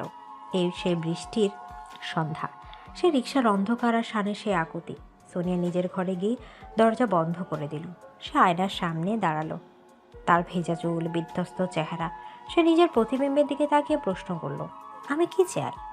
ওদিকে তিনতলায় শাম তার ঘরে গিটার নিয়ে বসেছে। সে টুংটাং করে একটা সুর তুলছে। আজ তার মন ভালো। সে জানে সোনিয়া তার প্রতি দুর্বল, কিন্তু সে জানে না নিচে সোনিয়া পরিবারে কি ঝড় বয়ে যাচ্ছে। শান গান ধরল, তুমি আমার প্রথম সকাল, তুমি আমার শেষ বিকেল। বয়স দিয়ে কি বা আসে, প্রেম তো কেবল মনেরই খেল। গান গাইতে গাইতে শান বারান্দা এলো। নিচতলায় সোনিয়ার ঘরের আলো নিভে গেল। শান দীর্ঘশ্বাস ফেলল। সে জানে পথটা সহজ হবে না, কিন্তু সে এও জানে সোনিয়াকে ছাড়া তার চলবে না। সোনিয়া তার জেদ, সোনিয়া তার ভালোবাসা। কিন্তু আগামী শুক্রবার যে ঝড় আসছে, তার মোকাবেলা শান কীভাবে করবে? সোনিয়ার বিয়ের সম্বন্ধ কি তাদের ওই অসমাপ্ত গল্পকে এখানেই শেষ করে দিবে? শুক্রবার সকাল, ছুটির দিন হলেও চৌধুরী ভিলা নিচতলায় আজ কোনো আলস্য নেই। সকাল থেকে স্থূল স্থূল কাণ্ড। রান্নাঘর থেকে পোলাও আর মাংসের কড়া ঘ্রাণ ভেসে আসছে। সোনিয়ার মা মিসেস সালমা ঘরমাক্ত শরীরে এ ঘর ও ঘর করছে। সোনিয়ার বাবা বসার ঘরের সোফা কাভারগুলো ঠিকঠাক করছে। কিন্তু যার জন্য এত আয়োজন, সেই সোনিয়ার ঘরের দরজাই বন্ধ। সে জানালা গ্রিল ধরে বাইরের দিকে তাকিয়ে আছে। আকাশে আজ মেঘ নেই, চড়া রোদ। কিন্তু সোনিয়ার মনের ভেতরটা অমাবস্যার অন্ধকারের মতো কালো হয়ে আছে। তার খাটের উপর একটা মেরুন রঙের জামদানি শাড়ি রাখা। মা বলে গেছেন আসরের নামাজের পর পাত্রপক্ষ আসবে, তার আগেই যেন সে তৈরি করে নেয়। সোনিয়া দীর্ঘশ্বাস ফেলল। তার 27 বছরের জীবনে সে কখনো ভাবেনি বিয়ের নাম শুনলে তার এতটা দম বন্ধ লাগবে। তার চোখের সামনে বারবার ভেসে উঠছে গতরাতের বৃষ্টির দৃশ্য, রিকশার হুড তোলা অন্ধকার আর শানের সেই মায়াবী চোখ। ও সোনিয়া, দরজা খোল মা, পার্লার থেকে মেয়ে এসেছে তোকে সাজাতে। এখনো এইভাবে দাঁড়িয়ে আছিস? শাড়িটা পরিসনি কেন? মায়ের চোখে সোনিয়ার ধ্যান ভাঙল। সে অনিচ্ছা সত্ত্বেও দরজা খুলল। মিসেস সালমা মেয়ের মুখের দিকে তাকিয়ে থমকে গেলেন। সোনিয়ার চোখে কোনো আনন্দ নেই, বরং একরাশ ক্লান্তি আর বিরক্তি। কিন্তু তিনি সেসব উপেক্ষা করলেন। মেয়ের ভালো তার চেয়ে বেশি কেউ বোঝে না, এই বিশ্বাস তার আছে। তিনি জোর করে সোনিয়াকে ড্রেসিং টেবিলের সামনে বসিয়ে দিলেন। মা, আমার শরীরটা ভালো লাগছে না, আজ বাদ দেওয়া যায় না? ওদের না করে দাও। পাগল হয়েছিস? তারা রওনা দিয়ে দিয়েছে। আর ছেলে সরকারি চাকরি করে, এমন সম্বন্ধ লটারিতে পাওয়া যায়। তুই চুপচাপ সেজে নে, কোনো কথা শুনবো না। সোনিয়া আর কোনো কথা বলল না। সে পুতুলের মতো বসে রইল। পার্লারের মেয়েটি তার মুখে মেকআপের প্রলেপ লাগাতে শুরু করলো। কিন্তু সোনিয়ার মনের ভেতরের অস্থিরতা মেকআপ দিয়ে ঢাকা সম্ভব হচ্ছিল না। ওদিকে তিনতলায় শান মাত্র ঘুম থেকে উঠেছে। সে বারান্দায় এসে আড়মোড়া ভাঙল। নিচে গেটের সামনে একটা মাইক্রোবাস এসে থামতে দেখল সে। মাইক্রোবাস থেকে কয়েকজন বয়স্ক লোক আর একটা চশমা পরা, মাথায় টাক পরার মতো লোক নামলো। তার হাতে মিষ্টির প্যাকেট। শানের বুকের ভেতরটা হঠাৎ করে থক করে উঠল। সে দ্রুত ঘরের ভেতর এসে মাকে ডাকল। মা, ও মা, নিচে কারা এসেছে? এত মেহমান কেন? ও, তোকে তো বলাই হয়নি। আজ সোনিয়াকে দেখতে আসছে। ছেলে বিসিএস ক্যাডার, কৃষি অফিসার, ভালো ফ্যামিলি। তোর বাবাও নিচে গেছে ওদের রিসিভ করতে। শান পায়ের নিচে থেকে যেন মাটি সরে গেল। সোনিয়াকে দেখতে এসেছে, তার সোনিয়াকে। শানের মাথার ভেতর রক্ত চড়ে গেল। সে কোনো কথা না বলে নিজের ঘরে ঢুকে দরজা বন্ধ করে দিল। তার হাত পা কাঁপছে রাগে। সে দেয়ালে সজোরে একটা ঘুষি মারল। ইম্পসিবল, এটা হতে পারে না। সোনিয়া এটা হতে দিতে পারে না। ও জানে আমি ওকে। শান কথা শেষ করতে পারল না। সে আয়নায় নিজের দিকে তাকালো। তার চোখ লাল হয়ে গেছে। সে টি শার্টটি খুলে একটা পাঞ্জাবি পরে নিল। সাদা পাঞ্জাবি, হাতা গোটানো, চুলগুলো ব্রাশ করে নিল। তার চোখে মুখে এখন আর সেই চঞ্চলতা নেই, আছে এক কঠিন সংকল্প। সে জানে তাকে কি করতে হবে। সে সোজা নিচে নেমে গেল। নিচতলায় ড্রয়িং রুম তখন লোকে লোকারণ্য। পাত্রপক্ষের মুরব্বীরা সোনিয়ার বাবার সাথে আলাপ করছেন। পাত্র, যার নাম তুহিন, সে সোফায় বসে এদিক ওদিক তাকাচ্ছে। তার বয়স 32 হলেও তাকে দেখে 35-36-এর মনে হচ্ছে। মাথার চুল পাতলা, বুড়িটা একটু বের হওয়া। শান ড্রয়িং রুমে ঢুকতে সবাই চুপ হয়ে গেল। শানের ব্যক্তিত্ব, তার উচ্চতা আর সুঠাম দেহ তাকে আলাদা করে চিনিয়ে দেয়। আরে শান বাবা, এসো এসো, পরিচয় করিয়ে দিই। ইনি এই তুহিন। আর তুহিন, এ হলো শান, আমাদের বাড়িওয়ালার ছেলে। ভার্সিটিতে পড়ে, খুব ব্রিলিয়ান্ট স্টুডেন্ট। শান মুখে একটা মেয়েকেই হাসি ঝুলিয়ে এগিয়ে গেল। সে তুহিনের দিকে হাত বাড়িয়ে দিল। তুহিন শানকে আপাদ মস্তক দেখে একটু অবজ্ঞার হাসি হাসল। ওহ, স্টুডেন্ট, ভালো। কোন ইয়ার? পড়াশোনা ঠিকঠাক হচ্ছে তো? আজকালকার ছেলেরা তো পড়াশোনার চেয়ে আড্ডাবাজিতে বেশি থাকে। জি ভাইয়া, সেকেন্ড ইয়ার। আড্ডা তো দেই, আসলে জীবনটাকে উপভোগ করার বয়স তো এখনই। পরে তো আপনার মতো মানে সরকারি চাকরির চাপে বুড়িয়ে যাব, তাই না? শানের কথার খোঁচাটা ঘরের অনেকেই বুঝল না, কিন্তু তুহিন ঠিকই বুঝল। সে একটু নড়ে চড়ে বসল। শান সোফার এক কোনায় গিয়ে বসল, ঠিক তুহিনের মুখোমুখি। তার দৃষ্টি শিকারীর মতো তুহিনের ওপর নিবদ্ধ। আমি সোনিয়াকে নিয়ে আসছি। মিসেস সালমা ভেতরের ঘর থেকে সোনিয়াকে নিয়ে এলেন। সোনিয়ার পরনে মেরুন জামদানি, কপালে ছোট টিপ, কানে সোনার দুল। তাকে দেখে ঘরের সবাই মুগ্ধ হয়ে গেল। শান পলক ফেলতে ভুলে গেল। আজ সোনিয়াকে কোনো দেবীর মতো লাগছে, কিন্তু সেই দেবীর মুখ বিষণ্ণ। সোনিয়া ধীর পায়ে এসে বাবার পাশে বসলো। সে একবারের জন্য মাথা তুলে তাকালো না। মাশাল্লাহ, ছবিতে যেমন দেখেছিলাম সামনাসামনি তার চেয়ে সুন্দর। তা সোনিয়া, তুমি তো জব করে শুনেছি, বিয়ের পর কি জব কন্টিনিউ করতে চাও? আমার অবশ্য হাউস অফই পছন্দ। গড়ের বউ গড়েই মানায়। তুহিনের কথায় সোনিয়া চমকে উঠল। সে চাকরি ভালোবাসে, নিজের পায়ে দাঁড়ানো তার স্বপ্ন। সে কিছু বলতে যাচ্ছিল, কিন্তু তার আগেই সার কথা বলে উঠল। ভাইয়া, এখন তো মেয়েরা প্লেন চালাচ্ছে, দেশ চালাচ্ছে, আর আপনি চান বউ ঘরে বসে হাঁড়ি ঠেলুক? এটা তো একটু ব্যাকডেটেড চিন্তাভাবনা হয়ে গেল না? সোনিয়া আপু, মানে সোনিয়া তো মাল্টি ন্যাশনাল কোম্পানিতে এইচআর, ওর ক্যারিয়ার তো ব্রাইট। ছোটদের বড়দের কথায় কথা বলা ঠিক না। আমরা আমাদের পুত্রবধূর ব্যাপারে সিদ্ধান্ত নেব। অবশ্যই আঙ্কেল, আমি তো শুধু জেনারেটরটা চেক করতে এসেছিলাম। লোডশেডিং খুব ডিস্টার্ব করছে তো। আসলে সোনিয়া গরম একদম সহ্য করতে পারে না, ওর আবার এসি ছাড়া ঘুম হয় না। আপনাদের গ্রামের বাড়িতে এসি আছে তো ভাইয়া, নাকি তাল পাখা দিয়ে বাতাস করতে হবে? ঘরের পরিবেশটা ভারী হয়ে উঠল। শান ইচ্ছে করে বিব্রতকর পরিস্থিতি তৈরি করছে। সোনিয়ার বাবা শানের দিকে কড়া চোখে তাকালেন। শান সেটা গ্রাহ্যই করল না। সে সোনিয়ার দিকে তাকালো। সোনিয়াও এই প্রথম শানের দিকে তাকালো। তার চোখে জল টলমল করছে, আর সেই সাথে একটা মিনতি, শান থামো প্লিজ। কিন্তু শানের চোখে আগুন। সে বোঝাতে চাইছে, আমি থাকতে তোমাকে টাকলু বরের গলায় ঝুলতে দেব না। আমার পোস্টিং এখন জেলা সদরে, সেখানে সব সুবিধা আছে। আর সোনিয়া, তোমার কি রান্নাবান্না জানা আছে? আমার মায়ের আবার হাতের কাজ খুব পছন্দ। জি, মোটামুটি পারি। মোটামুটি না, দারুণ পারে, তবে ঝালটা একটু বেশি খায়। আর রাগলে তো কথাই নেই। ভাইয়া, আপনি কি জানেন সোনিয়া ক্যারাতে জানে? বিয়ের পর ঝগড়া হলে কিন্তু খবর আছে, হাড়গোড় আস্ত থাকবে কিনা সন্দেহ। এবার তুহিন কিছুটা ভরকে গেল। সে সোনিয়ার দিকে তাকালো সন্দেহজনক দৃষ্টিতে। সোনিয়া লজ্জায় আর রাগে মাটির সাথে মিশে যেতে চাইছে। শান কি শুরু করেছে সবার সামনে? শান, তুমি এখানে কি করছো? বাবা তুহিন, কিছু মনে করো না, ও খুব ফাজিল ছেলে। যাও শান, উপরে যাও। যাচ্ছি মা। আসলে নতুন দুলাভাই তো, একটু খাতির করছিলাম। আচ্ছা সোনিয়া, তুমি না বলেছিলে তোমার বয়ফ্রেন্ডের হাইট 6 ফুট? তুহিন ভাইয়া তো মনে হয় 5 ফুট 6। সমস্যা হবে না তো হিল পড়লে? এই কথাটা ছিল বোমার মতো। পুরো ঘরে পিন পতন নীরবতা নেমে এলো।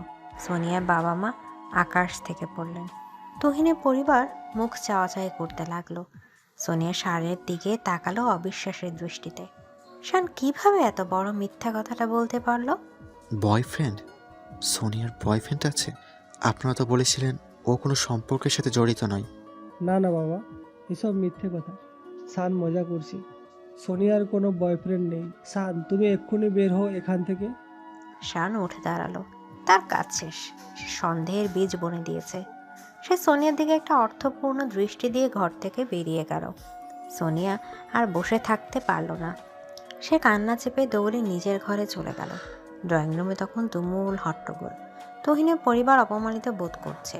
তারা উঠে দাঁড়ালো। আমরা আজ আসি। মেয়ের ব্যাপারে এমন কথা শোনার পর আমরা আর এগোতে চাই না। ছেলের আমার সম্মানের ব্যাপার আছে। তারা সোনিয়ার বাবা মায়ের কোনো অনুরোধ না শুনে বেরিয়ে গেল। সোনিয়ার বাবা সোফায় বসে পড়লেন মাথায় হাত দিয়ে। মা কান্নায় ভেঙে পড়লেন। সন্ধ্যা হয়েছে। বাড়ির ছাদটা জনশূন্য। আকাশের এক কোণে চাঁদ উঠেছে, কিন্তু তার আলো ম্লান। সোনিয়া ছাদের রেলিং ধরে দাঁড়িয়ে কাঁদছে। তার চোখ ফুলে গেছে। একটু আগে বাবা তাকে অনেক বকাঝকা করেছেন, কিন্তু তার সব রাগ, সব অভিমান গিয়ে জমা হয়েছে শানের উপর। শান কেন এমন করলো? কেন তার জীবনটা এভাবে তছনছ করে দিল? সিঁড়ি দরজা খোলার শব্দ হলো। সোনিয়া তাকালো না। সে জানে কে এসেছে। পায়ের শব্দটা তার খুব চেনা। শান এসে সোনিয়ার পাশে দাঁড়ালো। সে কিছু বলল না, চুপচাপ আকাশের দিকে তাকিয়ে রইল। খুশি হয়েছো তুমি? খুব মজা পেয়েছো? আমার বাবার সম্মানটা ধুলোয় মিশিয়ে দিয়ে তোমার খুব শান্তি লাগছে এখন? সোনিয়ার গলার স্বর কান্নায় বুঝে আসছে, কিন্তু তাতে তীব্র ঝাঁজ। সে ঘুরে শানের দিকে তাকালো। শান তখনও শান্ত। সে পকেট থেকে রুমাল বের করে সোনিয়ার দিকে বাড়িয়ে দিল। চোখটা মোছো। তোমাকে কাঁদতে দেখলে আমার বুকটা ফেটে যায়। নাটক করো না শান, একদম নাটক করবে না। তুমি কি ভেবেছো এইভাবে বিয়ে ভেঙে দিলেই আমি তোমার হয়ে যাব? তুমি কি বোঝো না আমাদের কোনো ভবিষ্যৎ নেই? তুমি আমার চেয়ে 5 বছরের ছোট। সমাজ এটা মানবে না, আমার পরিবার মানবে না। তুমি কেন আমার জীবনটা নষ্ট করছো? সোনিয়া শানের বুকে কিল মারতে শুরু করলো। তার কান্না বাঁধ ভেঙে বেরিয়ে আসছে। শান চুপচাপ সোনিয়ার আঘাতগুলো সহ্য করলো। তারপর হঠাৎ সে সোনিয়ার দুটো হাত ধরে ফেলল শক্ত করে। সোনিয়া ছাড়ানোর চেষ্টা করলো, কিন্তু পারল না। শান সোনিয়াকে হ্যাচকা টানে নিজের কাছে নিয়ে এলো। দুজনের শরীর এখন একে অপরের সাথে লেপ্টে আছে। সোনিয়ার কান্না থেমে গেল ভয়ে আর উত্তেজনায়। শানের চোখে আজ অন্য এক আগুন। সমাজ, পরিবার, বয়স, এসব অজুহাত আর কতদিন দেবে সোনিয়া? ওই লোকটা, ওই তুহিন যে তোমার রান্নার হাত আর চামড়ার রং দেখতে এসেছিল, সে তোমার যোগ্য? সে তোমাকে ভালোবাসতো নাকি একটা ফার্নিচার হিসেবে ঘরে নিয়ে যেত? এসব আমি জানি না। অন্তত ও আমার সমবয়সী, আমার যোগ্য। তুমি একটা স্টুডেন্ট, বাউন্ডুলে। তোমার সাথে আমার কিসের সম্পর্ক? সম্পর্ক নেই? সত্যি? তাহলে গতকাল রিকশায় যখন আমি তোমাকে ছুঁয়েছিলাম তখন তুমি সরে যাওনি কেন? আজ যখন আমি ওই লোকটাকে অপমান করছিলাম তখন তোমার চোখে আমি কেন স্বস্তি দেখেছিলাম? সোনিয়া, নিজের হৃদয়ের সাথে মিথ্যে বলো না। তুমিও আমাকে ভালোবাসো। বাসি না, আমি তোমাকে ভালোবাসি না। তুমি শুধু আমার একটা ভুল। সোনিয়ার কথা শেষ হওয়ার আগে শান্তার ঠোঁট দিয়ে সোনিয়ার ঠোঁট আটকে দিল। আচমকাই আক্রমণে সোনিয়া স্তব্ধ হয়ে গেল। সে প্রথম কয়েক সেকেন্ড বুঝতে পারল না কি হচ্ছে। শানের চুম্বনে কোনো জোর জবরদস্তি নেই, আছে তীব্র অধিকারবোধ আর দীর্ঘদিনের জমে থাকা তৃষ্ণা। শান সোনিয়ার কোমর জড়িয়ে ধরে তাকে আরও নিবিড়ভাবে নিজের সাথে মিশিয়ে নিল। সোনিয়ার হাত দুটো, যা শানকে ঠেলে দেওয়ার জন্য উদ্যত ছিল, তা ধীরে ধীরে শানের গলার পেছনে চলে গেল। সে শানের চুলে হাত ডুবিয়ে দিল। তার মস্তিষ্ক তাকে বাধা দিচ্ছে, কিন্তু হৃদয় আজ বিদ্রোহী। ছাদের নির্জনতায় চাঁদের আবছা আলোয় অসম বয়সের দুটি মানুষ তাদের সমস্ত সংস্কার, ভয় আর দ্বিধা ভুলে একাকার হয়ে গেল। সময় যেন থমকে দাঁড়িয়েছে। শান যখন তার ঠোঁট সরালো তখন সোনিয়া হাঁপাচ্ছে, তার চোখ বন্ধ, ঠোঁট কাঁপছে। শান নিজের কপালটা সোনিয়ার কপালের সাথে ঠেকিয়ে রাখলো। তাদের দুজনের গরম নিঃশ্বাস একে অপরের মুখে পড়ছে। এখনো বলবে আমাকে ভালোবাসো না? এখনো বলবে আমি তোমার ভুল? সোনিয়া চোখ খুলল। তার চোখে এখন আর রাগ নেই, আছে লজ্জার সমর্পণ। সে শানের বুকে মাথা রাখল। তার মনে হচ্ছে সে এত বছর ধরে এই আশ্রয়টাই খুঁজছিল। তুহিন বা অন্য কেউ তাকে এই নিরাপত্তায় পাগলামি দিতে পারতো না। তুমি খুব খারাপ শান, তুমি আমাকে ধ্বংস করে দিলে। এখন আমি কি করব? বাবা আমাকে কি জবাব দিব? আমরা ধ্বংস হইনি সোনিয়া, আমরা নতুন করে শুরু করলাম। আর বাবা মা, তাদের ম্যানেজ করার দায়িত্ব আমার। তুমি শুধু আমার হাতটা শক্ত করে ধরে থেকো। কথা দিচ্ছি এই হাত আমি কখনো ছাড়বো না। ভাড়াটিয়ার মেয়েকে এই বাড়ির পার্মানেন্ট সিনিয়র বউ না করা পর্যন্ত শান চৌধুরীর শান্তি নেই। আমার ভয় করছে শান, খুব ভয় করছে। ভয় নেই, আমি আছি তো। তোমার পিচ্চি জামাই সব সামলে নেবে। শান সোনিয়ার থুতনি ধরে তার মুখটা তুলে ধরল। সোনিয়ার গালে এখনো কান্নার দাগ। শান আলতো করে সেখানে একটা চুমু খেলো। সোনিয়া শানের বুকে মুখ লুকালো। ছাদের উপর দিয়ে বয়ে যাওয়া বাতাসে তখন ভালোবাসার ঘ্রাণ। নিচে হয়তো ঝড় বয়ে গেছে, কিন্তু উপরে এই দুজন মিলে এক নতুন পৃথিবীর জন্ম দিল। কিন্তু এই সুখ কি দীর্ঘস্থায়ী হবে? সোনিয়ার বাবা কি এত সহজে সব মেনে নেবেন? আর ভার্সিটির মিথিলা, যে শানকে পছন্দ করে, সে কি চুপ করে থাকবে? শান আর সোনিয়ার এই গোপন সম্পর্কের কথা জানাজানি হতে বেশি সময় লাগবে না। আর তখন শুরু হবে আসল পরীক্ষা। সোনিয়া শানের কাছ থেকে একটু দূরে দাঁড়ালো। তার শারীর একটু অগোছালো হয়ে গেছে, সে ঠিক করে নিল। আমাকে নিচে যেতে হবে, মা চিন্তা করবে। যাও, কিন্তু মনে রেখো তুমি এখন অফিসিয়ালি বুকড। আর কোনো তুহিন বা শাহিন এলে আমি সোজা কিডন্যাপ করে ফেলবো। পাগল! সোনিয়া মুচকি হেসে সিঁড়ির দিকে দৌড় দিল। শান তার যাওয়ার পথের দিকে তাকিয়ে রইল, তার মুখে তৃপ্তির হাসি। সে জানে সামনে অনেক কঠিন পথ, কিন্তু আজ সে সবচেয়ে বড় জয়টা পেয়েছে। সোনিয়ার মনের দরজা সে খুলে ফেলেছে। শান আবার রেলিংয়ে হেলান দিল। পকেট থেকে ফোন বের করে দেখলো মিথিলা 10টা মিস কল।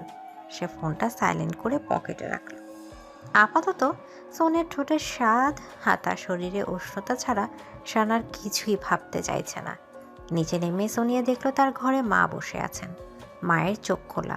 সোনিয়াকে দেখে তিনি উঠে দাঁড়ালেন। কোথায় ছিলে এতক্ষণ? ছাদে? শান ছিল ওখানে?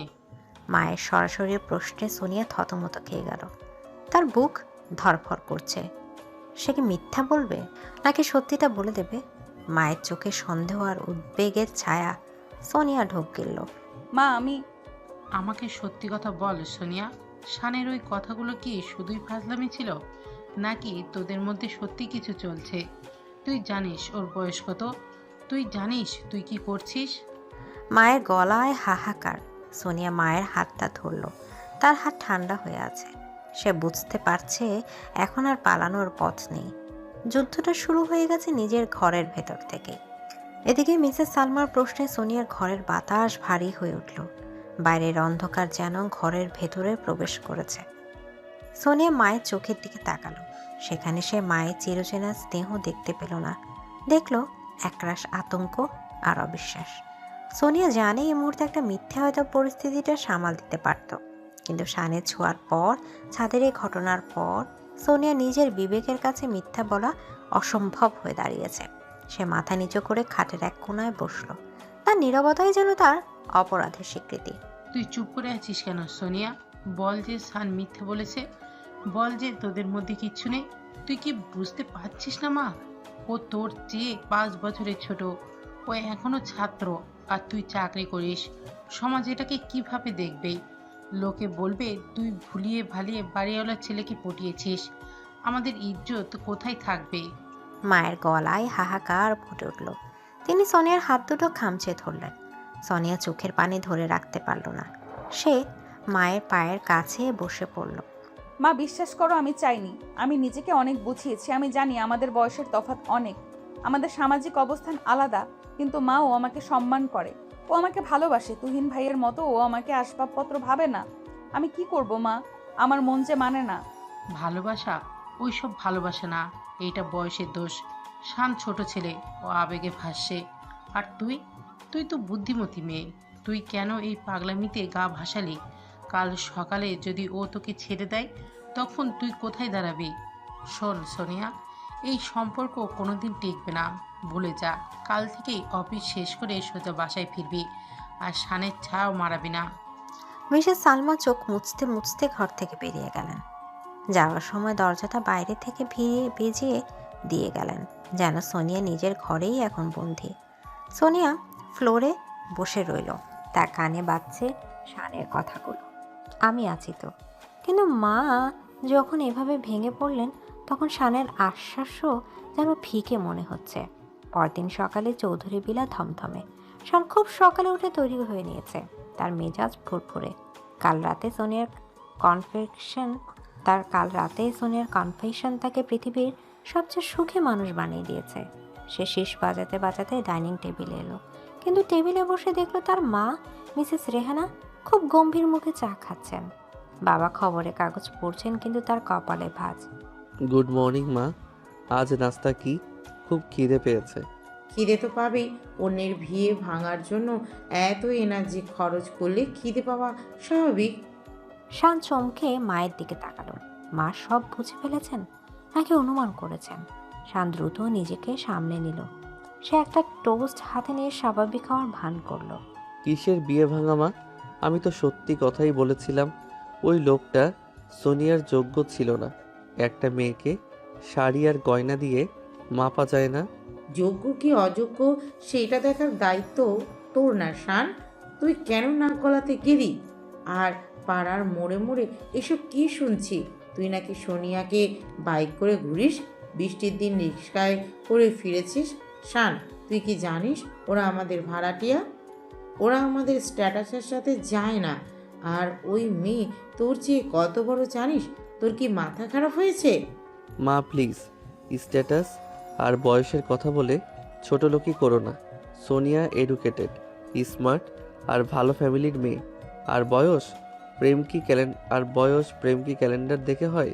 আমি ওকে ভালোবাসি মা। আর এটা কোনো গুজব না, এটা সত্যি। শানের বাবা জনাব চৌধুরী এতক্ষণ চুপ ছিলেন। ছেলের মুখে এমন সরাসরি স্বীকারোক্ত শুনে তিনি হাতের কাগজটা সজোরে টেবিলের উপর আছাড় মারলেন। চায়ের কাপটা ঝনঝন করে কেঁপে উঠল। মুখ সামলে কথা বলবে এদব।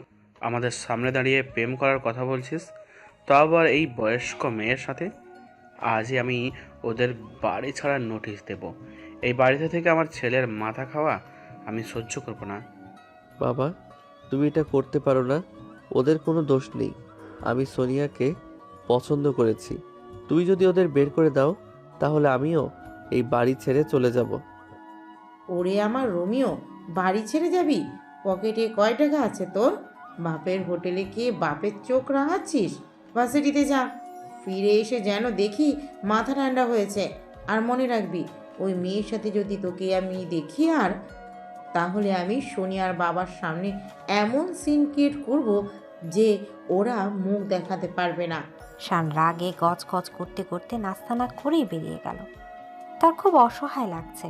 সে জানতো বাধা আসবে, কিন্তু বাবা মা যে এত দ্রুত এত কঠোর হবেন তা সে ভাবেনি। সে বাইক নিয়ে সোজা ভার্সিটির দিকে রওনা দিল। তার এখন সোনিয়ার সাথে কথা বলা খুব দরকার, কিন্তু সোনিয়ার ফোন বন্ধ।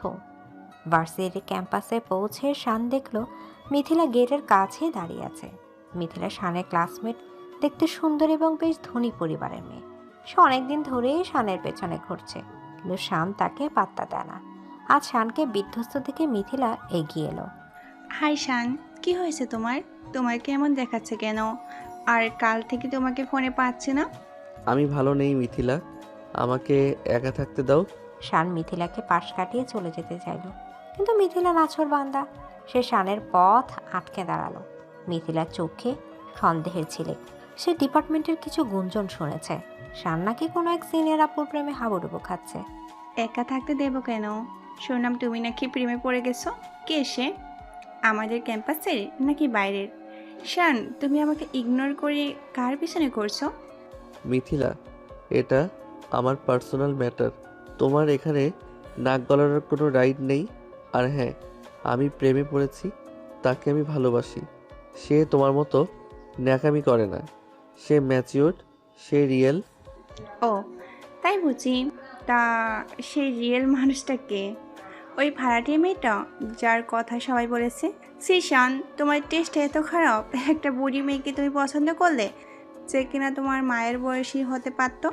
মিথিলার মুখে বুড়ি আর মায়ের বয়সী শব্দটা শুনে শানের রক্ত মাথা চড়ে গেল। সে মিথিলার খুব কাছে গিয়ে আঙুল উঁচিয়ে শাসালো। তার চোখ দিয়ে যেন আঙুল বের হচ্ছে। আশেপাশের ছাত্রছাত্রীরা দাঁড়িয়ে গেল। খবরদার মিথিলা, সোনিয়ার সম্পর্কে আর একটা বাজে কথা বললে আমি ভুলে যাব তুমি মেয়ে। সম্মান দিয়ে কথা বলতে শেখো। ও আমার চেয়ে বয়সে বড়, কিন্তু ও আমার ভালোবাসার মানুষ। তোমার মতো প্লাস্টিক বিউটি আর অহংকারী মেয়ের চেয়ে ও হাজার গুণ ভালো। আমার রাস্তা থেকে সরো। শান মিথিলাকে ধাক্কা দিয়ে সরিয়ে হন হন করে ডিপার্টমেন্টের দিকে চলে গেল। মিথিলা অপমানে লাল হয়ে দাঁড়িয়ে রইল। সবার সামনে শান তাকে এভাবে রিজেক্ট করলো, তা আবার এই সাধারণ এক মেয়ের জন্য। মিথিলার চোখের জল, তার প্রতিহিংসার আগুন একসাথে জ্বলে উঠল। সে মনে মনে প্রতিজ্ঞা করলে এই অপমানের শোধ সে নেবেই। দুপুর গড়িয়ে বিকেল। শান ভার্সিটি থেকে ফিরল না। সে উদ্দেশ্যহীনভাবে ঘুরে বেড়ালো। ওদিকে চৌধুরী ভিলাতে তখন আরেক নাটক শুরু হয়েছে। আসরের নামাজের পর মিসেস রেহানা নিচ তলায় নামলেন। সোনিয়ার মা দরজা খুললেন। মিসেস রেহানার মুখ থমথমে। তিনি ভেতরে ঢুকলেন না, দরজার বাইরে দাঁড়িয়ে রইলেন। ভাবি, ভেতরে আসুন, চা করি। চা খেতে এসেনি সালমা ভাবি, কিছু কথা সাফ সাফ বলতে এসেছি। আপনারা ভদ্র ফ্যামিলি ভেবে বাসা ভাড়া দিয়েছিলাম, কিন্তু আপনারা যে তলে তলে আমার ছেলের মাথা খাবেন তা বুঝিনি। ভাবি, এসব কি বলছেন? আমরা কি করলাম? ন্যাকা সাজবেন না। আপনার মেয়ে সোনিয়া আমার নাবালক ছেলের সাথে কি করছে তা কি আমি জানি না? ও চাকরি করে, বয়সে বড়, ও তো শানকে বোঝাতে পারতো। তা না করে ও শানকে উস্কানি দিচ্ছে। শোনেন ভাবি, সোজা কথা, আমার ছেলে এখনো স্টুডেন্ট, ওর ভবিষ্যৎ আছে। আমি চাই না আপনার মেয়ের ছায়া ওর উপর পড়ুক। ড্রয়িং রুমের পর্দার আড়ালে দাঁড়িয়ে সোনিয়ার সব শুনছে। তার শরীর কাঁপছে। মিসেস রেহানার প্রতিটা শব্দ যেন চাবুকের মতো তার গায়ে পড়ছে। তার বাবা জনাব আহমেদ এসে দাঁড়ালেন। ভদ্রলোক অপমানে কুঁকড়ে গেছেন। ভাবি সাহেবা, আমরা গরিব হতে পারি, কিন্তু ছোট লোক নই। আমার মেয়ে কোনো অন্যায় করেনি। তবুও যদি আপনারা মনে করেন আমাদের জন্য সমস্যা হচ্ছে, আমরা চলে যাব। সেটাই ভালো হবে। আগামী মাসের 1 তারিখের মধ্যে আপনারা বাসা খালি করে দেবেন। আমি নতুন ভাড়াটিয়া দেখব। আর এই কয়দিন আপনার মেয়ে যেন আমার ছেলের ধারে কাছেও না ঘাসে। ওর জন্য আমার ছেলের বিয়েও আটকাচ্ছে। মিসেস রেহানা আর কোনো কথা না বলে গটগট করে চলে গেলেন। জনাব আহমেদ সোফায় বসে পড়লেন। তার চোখে পানি। তিনি একজন অবসরপ্রাপ্ত সরকারি কর্মচারী। সারা জীবনের সম্মানের সাথে কাটিয়েছেন। আজ মেয়ের জন্য তাকে এই কথা শুনতে হলো। মিসেস সালমা স্বামীর পাশে বসে কাঁদতে লাগলেন। সোনিয়া পর্দা সরিয়ে বেরিয়ে এলো। তার চোখ শুকনো, কিন্তু এই চোখের দৃষ্টিতে আছে এক গভীর শূন্যতা।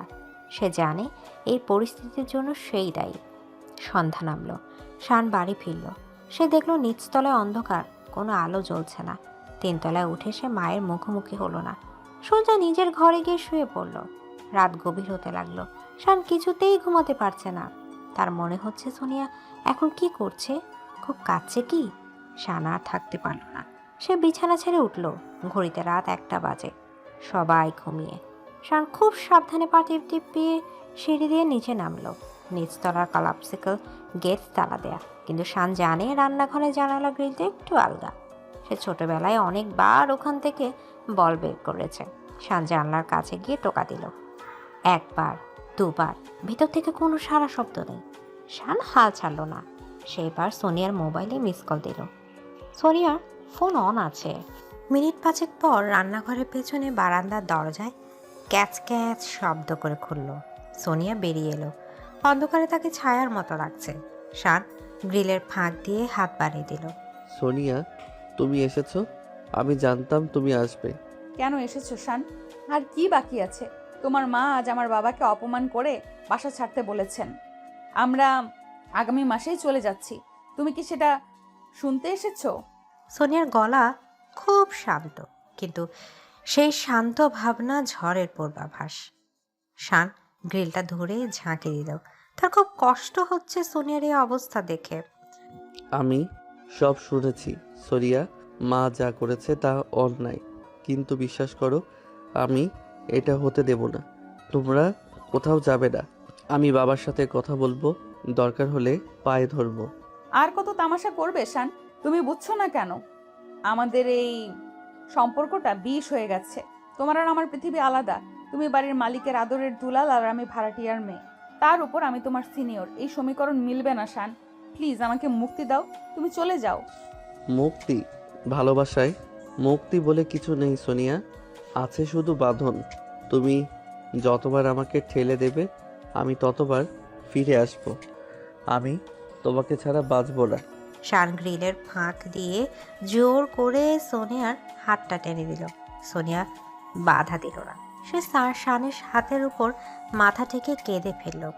এ প্রথম সোনিয়া শানের সামনে এভাবে ভেঙে পড়ল। তার সব অভিনয়, সব কষ্ট কান্নার সাথে গলে পড়ছে। শান গ্রিলের ফাঁক দিয়ে হাত ঢুকিয়ে সোনিয়ার চোখের পানি মুছিয়ে দিল। তার আঙুলগুলো সোনিয়ার গালে বুলিয়ে দিল পরম মমতায়। কেঁদো না সোনিয়া বউ, তোমার এই কান্না আমার বুকে তীরের মতো বিঁধছে। তুমি শুধু আমাকে বিশ্বাস করো। আমি স্টুডেন্ট হতে পারি, আমার টাকা না থাকতে পারে, কিন্তু আমার মেরুদণ্ড আছে। আমি তোমাকে আমার করে নেবই। মা বাসা ছাড়তে বলেছে, ঠিক আছে, আমি আমার পড়াশোনার পাশাপাশি পার্ট টাইম জব খুঁজবো। আমরা অন্য কোথাও বাসা নেব, কিন্তু তোমাকে আমি ছাড়বো না। তুমি পাগল শান, একদম পাগল। তুমি নিজের পরিবার ছাড়বে আমার জন্য? যে পরিবার আমার ভালোবাসাকে সম্মান করে না, সেই পরিবারের মেয়ে তুমি আমার কাছে বেশি, সেই পরিবারের চেয়ে তুমি আমার কাছে বেশি দামি। আর পরিবার তো একদিন মেনে নেবেই, যখন দেখবে তাদের ছেলে ভালো আছে। কিন্তু তোমাকে হারালে আমি আর ভালো থাকতে পারবো না। সোনিয়া মুখ তুলে শানের দিকে তাকালো। অন্ধকার শানের চোখ দুটো জল জল করছে এক অদ্ভুত দীপ্তিতে। সোনিয়া বুঝতে পারলো ছেলেটা শুধু কথার ফুলঝুরি নয়, সে সত্যিই তাকে ভালোবাসে। সোনিয়া শানের হাতটা নিজের ঠোঁটের কাছে নিয়ে চুমু খেলো। আমি জানি না কি হবে, কিন্তু আজ আমার খুব ভয় করছিল। মনে হচ্ছিল আমি সব হারিয়ে ফেলেছি, কিন্তু তুমি আসার পর মনে হচ্ছে আমি লড়তে পারবো। আমরা একসাথে লড়বো। কাল থেকে মিশন শুরু। তুমি শুধু স্ট্রং থেকো, বাবা মায়ের চোখের দিকে তাকিয়ে কথা বলবে। তুমি কোনো পাপ করনি সোনিয়া, তুমি শুধু ভালোবেসেছো। হঠাৎ ওপরতলার কারো পায়ের শব্দ শোনা গেল। সম্ভবত দারোয়ান চাচা রাউন্ডে বেরিয়েছে। শান দ্রুত হাত সরিয়ে নিল। আমাকে যেতে হবে। কাল সকালে ভার্সিটি যাওয়ার পথে নিচে থেকো, কথা আছে। গুড নাইট সিনিয়র বউ। সাবধানে যেও, শুভরাত্রি। শান অন্ধকারের মধ্যে মিশে গেল। সোনিয়া কিছুক্ষণ সেখানে দাঁড়িয়ে রইল। তার বুকের ভেতরের ভারটা কিছুটা কমেছে। সে ঘরে ফিরে এলো। বিছানায় শুয়ে সে ভাবলেও কাল কি হবে সে জানে না, কিন্তু আজ রাতে সে নিশ্চিন্তে ঘুমাবে। কারণ সে জানে দেয়ালের ওপাশে এমন একজন আছে যে তার জন্য পুরো পৃথিবীর সাথে লড়তে প্রস্তুত। কিন্তু শান যখন তিনতলার তার ঘরের দরজার সামনে পৌঁছালো, তখন দেখলো তার ঘরের আলো জ্বলছে। দরজাটা খোলা। শানের মা মিসেস রেহানা শানের বিছানায় বসে আছেন। তার হাতে শানের ডায়েরি। শানের বুকটা ধক করে উঠল। এই ডায়েরিতে সোনিয়ার প্রতি তার সব অনুভূতি, তাদের সব গোপন মুহূর্তের কথা লেখা আছে। বাহ, আমার ছেলে তো বেশ বড় লেখক হয়ে গেছে। বৃষ্টির দিনে তোমার ভেজা শাড়ি, বেশ রোমান্টিক। শান দরজার সামনে জমে গেল। মা তার ব্যক্তিগত ডায়েরি পড়ছেন। মায়ের মুখটা ধীরে ধীরে শানের দিকে খুলল। সেই মুখে এক কঠিন প্রতিজ্ঞা। আমি ভেবেছিলাম এটা শুধুই ছেলে মানুষই, কিন্তু তুই তো দেখছি অনেক দূরে গিয়ে গেছিস। ঠিক আছে শান, তুই যখন সোজা পথে আসবি না, তখন আমাকেই বাঁকা পথ ধরতে হবে। কাল সকালে আমি সোনিয়ার অফিসে যাব।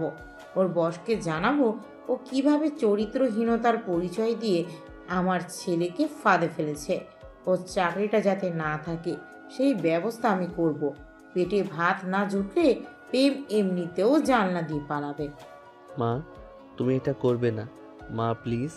শান মায়ের পায়ের কাছে বসে পড়ল, কিন্তু মিসেস রেহানা পাথরের মতো বসে রইলেন। শানের জীবনে এবার আসলো আসল ঝড় শুরু হতে যাচ্ছে। প্রেমিকা নাকি মা, কার জেদ জিতবে? আর সোনিয়া কি পারবে নিজের ক্যারিয়ার আর আত্মসম্মান বাঁচাতে? ভোরের আলো ফোটার আগেই চৌধুরী ভিলা আজ জেগে উঠেছে, কিন্তু সেই জাগরণ কোনো শুভ সকালের বার্তা নিয়ে আসেনি। সারা রাত শান চোখের পাতা এক করতে পারেনি। তার মায়ের জেদ এবং প্রতিজ্ঞার কথা সে জানে। মিসেস রেহানা যা বলেন তা করেই ছাড়েন। সকাল 8টা বাজতেই মিসেস রেহানা শাড়ি পরে কাঁধে ব্যাগ ঝুলিয়ে ড্রয়িং রুমে এসে দাঁড়ালেন। তার গন্তব্য পরিষ্কার, সোনিয়ার অফিস। শান সিঁড়ির মাঝখানে দাঁড়িয়ে মায়ের পথ আটকালো। তার চোখ রক্তবর্ণ, চুল উস্কো খুস্কো। মা, তুমি যাবে না, আমি তোমাকে যেতে দেব না। তুমি যদি আজ সোনিয়ার অফিসে গিয়ে কোনো সিন ক্রিয়েট করো তাহলে তুমি তোমার ছেলেকে হারাবে। পথ ছাড় শান, তুই অন্ধ হয়ে গেছিস। তোর ভালোর জন্যই আমাকে এই বিষ বৃক্ষ উপড়ে ফেলতে হবে। ও চাকরি না থাকলে, পেটে ভাত না জুটলে এই প্রেম এমনিতেই জানালা দিয়ে পালাবে। তুই সর। মিসেস রেহানা শানকে এক প্রকার ধাক্কা দিয়ে সরিয়ে দিলেন। শান টলমলে পায়ে দেয়ালে পিঠ ঠেকিয়ে দাঁড়ালো। সে বুঝতে পারল মায়ের এই আগ্রাসী মনোভাবের সামনে এখন আর কোনো যুক্তিই টিকবে না। ড্রয়িং রুমে বসে থাকা শানের বাবা জনাব চৌধুরী সব দেখছিলেন, কিন্তু কিছু বলছিলেন না। শান বাবার দিকে তাকালো। বাবার চোখেও সমর্থনের কোনো ভাষা নেই। শান এক মুহূর্তের জন্য চোখ বন্ধ করলো। তারপর দৌড়ে নিজের ঘরে গিয়ে একটা ব্যাকপ্যাক নিয়ে এলো। সে আলমারি থেকে শুধু নিজের সার্টিফিকেটগুলো আর কয়েকটা কাপড় ব্যাগে ঢুকালো। মানিব্যাগটা টেবিলের উপর রেখে দিল। বাইকের চাবিটাও সেখানে রাখলো। বাবা, তোমরা যেহেতু সোনিয়াকে অপমান করে তাড়াতে চাইছো আর মা ওর ক্যারিয়ার ধ্বংস করতে যাচ্ছে, তাই এই বাড়িতে থাকার নৈতিক অধিকার আমার নেই। আমি চললাম। কোথায় যাবি? পকেটে টাকা নেই, মাথায় ছাদ নেই, ফুটপাতে থাকবি? এই নাটকে আপনার বন্ধ কর শান। ফুটপাতে থাকবো না স্টেশনে থাকবো জানি না, কিন্তু যেই ছাদের নিচে অন্যের সম্মান নিয়ে খেলা করা হয় সেই ছাদ আমার দরকার নেই। মা যদি সোনিয়ার অফিসে যায় তবে জেনে রেখো, এই শানকে তোমরা আর কোনো দিন এই বাড়িতে দেখবে না। শান আর কোনো উত্তরের অপেক্ষা না করে হনহন করে বেরিয়ে গেল। জনাব চৌধুরী ছেলেকে আটকানোর জন্য ডাকলেন, কিন্তু শান ফিরে তাকালো না। গেট দিয়ে বের হওয়ার সময় দারোয়ান চাচা সালাম দিল, কিন্তু শান আজ কোনো উত্তর দিল না। সে সোজা রাস্তায় নেমে একটা রিক্সা নিল। তার গন্তব্য গুলশান সোনিয়ার অফিস। তাকে মায়ের আগেই সেখানে পৌঁছাতে হবে, কিন্তু কপাল খারাপ, রাস্তায় প্রচণ্ড জ্যাম। শান রিক্সায় বসে অস্থির হয়ে ঘড়ি দেখতে লাগলো। এদিকে সোনিয়া অফিসে পৌঁছেছে মাত্র। আজ তার মন খুব ভার। রাতে শানের সাথে কথা বলার পর সে একটু ভরসা পেয়েছিল, কিন্তু সকালের বাস্তবতা তাকে আবার ঘিরে ধরেছে। সে নিজের ডেস্কে বসে ফাইলের কাজ করছিল। হঠাৎ অফিসের পিয়ন এসে জানালো রিসেপশনে কেউ একজন তার সাথে দেখা করতে এসেছেন। সোনিয়া অবাক হলো, এই সময় কে আসতে পারে? সে রিসেপশনে গিয়ে দেখলো মিসেস রেহানা সোফায় বসে আছেন। তাকে দেখে অফিসের অন্য কলিগরা কানাঘুষা করছে। মিসেস রেহানার চেহারা দেখে বোঝা যাচ্ছে তিনি যুদ্ধের প্রস্তুতি নিয়ে এসেছেন। আন্টি, আপনি এখানে? ভেতরে আসুন, কনফারেন্স রুমে বসি। আমি তোমার সাথে গল্প করতে আসিনি সোনিয়া, আর আড়ালে আবডালে কথা বলারও কিছু নেই। যা বলার আমি সবার সামনেই বলবো। মিসেস রেহানা গলা চড়িয়ে কথাগুলো বললেন। অফিসের ফ্লোরে পিনপথ নীরবতা নেমে এলো। সোনিয়ার বস মিস্টার খান কেবিন থেকে বেরিয়ে এলেন। কি হয়েছে এখানে? সানিয়া, উনি কে? আমি সোনিয়ার ল্যান্ডলেডি, আর এসেছি আপনাদের জানাতে যে আপনারা কাকে অফিসে পুষছেন। এই মেয়ে যে কিনা দেখতে খুব ভদ্র, সে আসলে একটা চরিত্রহীন মেয়ে। আমার 22 বছরের ছেলেকে ও প্রেমের ফাঁদে ফেলেছে। ছেলের মাথা খেয়ে তাকে পরিবারের বিরুদ্ধে দাঁড় করিয়েছে। যে মেয়ে তার বয়সের অর্ধেক বয়সের ছেলের সাথে অনৈতিক সম্পর্ক করতে পারে, তার ক্যারেক্টার কেমন হতে পারে আপনারা বুঝতেই পারছেন। পুরো অফিস স্তব্ধ। সোনিয়ার মনে হলো পায়ের নিচ থেকে মাটি সরে যাচ্ছে। অপমানে তার কান দিয়ে গরম ধোঁয়া বের হচ্ছে। কলিগরা যারা তাকে এত সম্মান করত তারা এখন সন্দেহের দৃষ্টিতে তার দিকে তাকাচ্ছে। সোনিয়া কাঁপতে কাঁপতে এগিয়ে এলো। আন্টি আপনি মিথ্যা বলছেন, আমি শানকে ফাঁদে ফেলিনি, আর আমাদের মধ্যে কোনো অনৈতিক সম্পর্ক নেই। আপনি একজন মা হয়ে আরেকজন মেয়ের চরিত্র নিয়ে এভাবে কথা বলতে পারলেন? চুপ করো বেহায়া মেয়ে, প্রমাণ চাও? এই দেখো সানের ডায়েরি, এখানে সব লেখা আছে। কবে কোথায় তোমরা দেখা করেছো, রিকশায় কি করেছো। মিস্টার খান, আমি চাই না আমার ছেলের ভবিষ্যৎ এই মেয়ের জন্য নষ্ট হোক। আপনারা যদি একে অফিস থেকে বের না করেন আমি পুলিশে যাব। মিস্টার খান বিব্রত বোধ করছেন। অফিসের পরিবেশ নষ্ট হচ্ছে। তিনি সোনিয়ার দিকে তাকালেন। সানিয়া, এটা তো ফ্যামিলি ম্যাটার, কিন্তু অফিসে এসব সিনক্রেট করা তো ঠিক না। আপনি ওনাকে নিয়ে বাইরে যান। বাইরে যাওয়ার দরকার নেই স্যার। আমার চরিত্র নিয়ে যখন প্রশ্ন উঠেছে তখন আর এই অফিসে কাজ করার কোনো মানে হয় না। আন্টি আপনি জিতে গেছেন। শানকে বাঁচানোর জন্য আমাকে মারার দরকার ছিল না, আমি নিজেই সরে যাচ্ছি। সোনিয়া তার ডেস্কে ফিরে গেল। সে দ্রুত তাকে একটা সাদা কাগজে রেজিগনেশন লেটার লিখল। তার হাত কাঁপছে, চোখের পানি টপটপ করে কাগজের উপর পড়ছে। সে কাগজটা এনে মিস্টার খানের টেবিলে রাখলো। এই নিন স্যার আমার রেজিগনেশন। আমি চাই না আমার জন্য অফিসের সম্মান নষ্ট হোক। আর আন্টি আপনি নিশ্চিন্তে বাড়ি যান। আপনার ছেলেকে আমি আর কোনো দিন বিরক্ত করব না। তবে একটা কথা মনে রাখবেন, আপনি আজ শুধু আমাকে অপমান করেননি, নিজের ছেলেকেও ছোট করলেন। সোনিয়া নিজের ব্যাগটা কাঁধে নিয়ে মাথা উঁচু করে অফিস থেকে বেরিয়ে গেল। মিসেস রেহানা বিজয়ের হাসি হাসলেন, কিন্তু তার মনে কোথাও একটা খচখচানে শুরু হলো। মেয়েটা একবারও প্রতিবাদ করলো না, কোনো সিন ক্রিয়েট করলো না, এত সহজে ছেড়ে দিল। সোনিয়া অফিস থেকে বেরিয়ে রাস্তায় নামলো। দুপুরে কড়া রোদ, কিন্তু তার চোখে সব ঝাপসা। সে উদ্দেশ্যহীনভাবে হাঁটতে লাগলো। তার ফোন বাজছে। শান ফোন করেছে। সোনিয়া ফোনটা বের করে দেখলো স্ক্রিনে জুনিয়র হাপ্পি নামটা ভাসছে। সে নামটা সেভ করেছিল গত রাতে, খুব গোপনে। সোনিয়া ফোনটা রিসিভ করলো না। সে ফোনটা সুইচ অফ করে দিল। তার এখন পৃথিবী থেকে বিচ্ছিন্ন হতে ইচ্ছা করছে। শান যখন অফিসের গেটে পৌঁছালো তখন অনেক দেরি হয়ে গেছে। দারোয়ান জানালো সোনিয়া ম্যাডাম একটু আগেই বেরিয়ে গেছেন, আর তার মাও চলে গেছেন। শান বুঝলো সর্বনাশ যা হওয়ার হয়ে গেছে। সে পাগলের মতো রাস্তায় রাস্তায় খুঁজতে লাগলো। সোনিয়া, কোথায় তুমি? ফোনটা কেন বন্ধ করছো? প্লিজ কোনো বোকামি করো না, আমি সব ছেড়ে এসেছি তোমার জন্য। শান গুলশান এভিনিউ ধরে দৌড়াচ্ছে। তার শরীর ঘামে ভিজে গেছে। হঠাৎ সে দেখলো রাস্তার উপর একটা ফার্মেসির সামনে ভিড়। মানুষজন জটলা পাকিয়ে আছে। শানের বুকটা ধক করে উঠল। সে কোনো মতে রাস্তা পার হয়ে ভিড় ঠেলে ভেতরে ঢুকলো। রাস্তার উপর রক্তাক্ত অবস্থায় পড়ে আছে সোনিয়া। তার কপাল কেটে রক্ত পড়ছে। হাতটা অদ্ভুতভাবে বাঁকানো। একটা দ্রুতগামী প্রাইভেট কার তাকে ধাক্কা দিয়ে পালিয়ে গেছে। সোনিয়ার পাশে তার ব্যাগটা পড়ে আছে।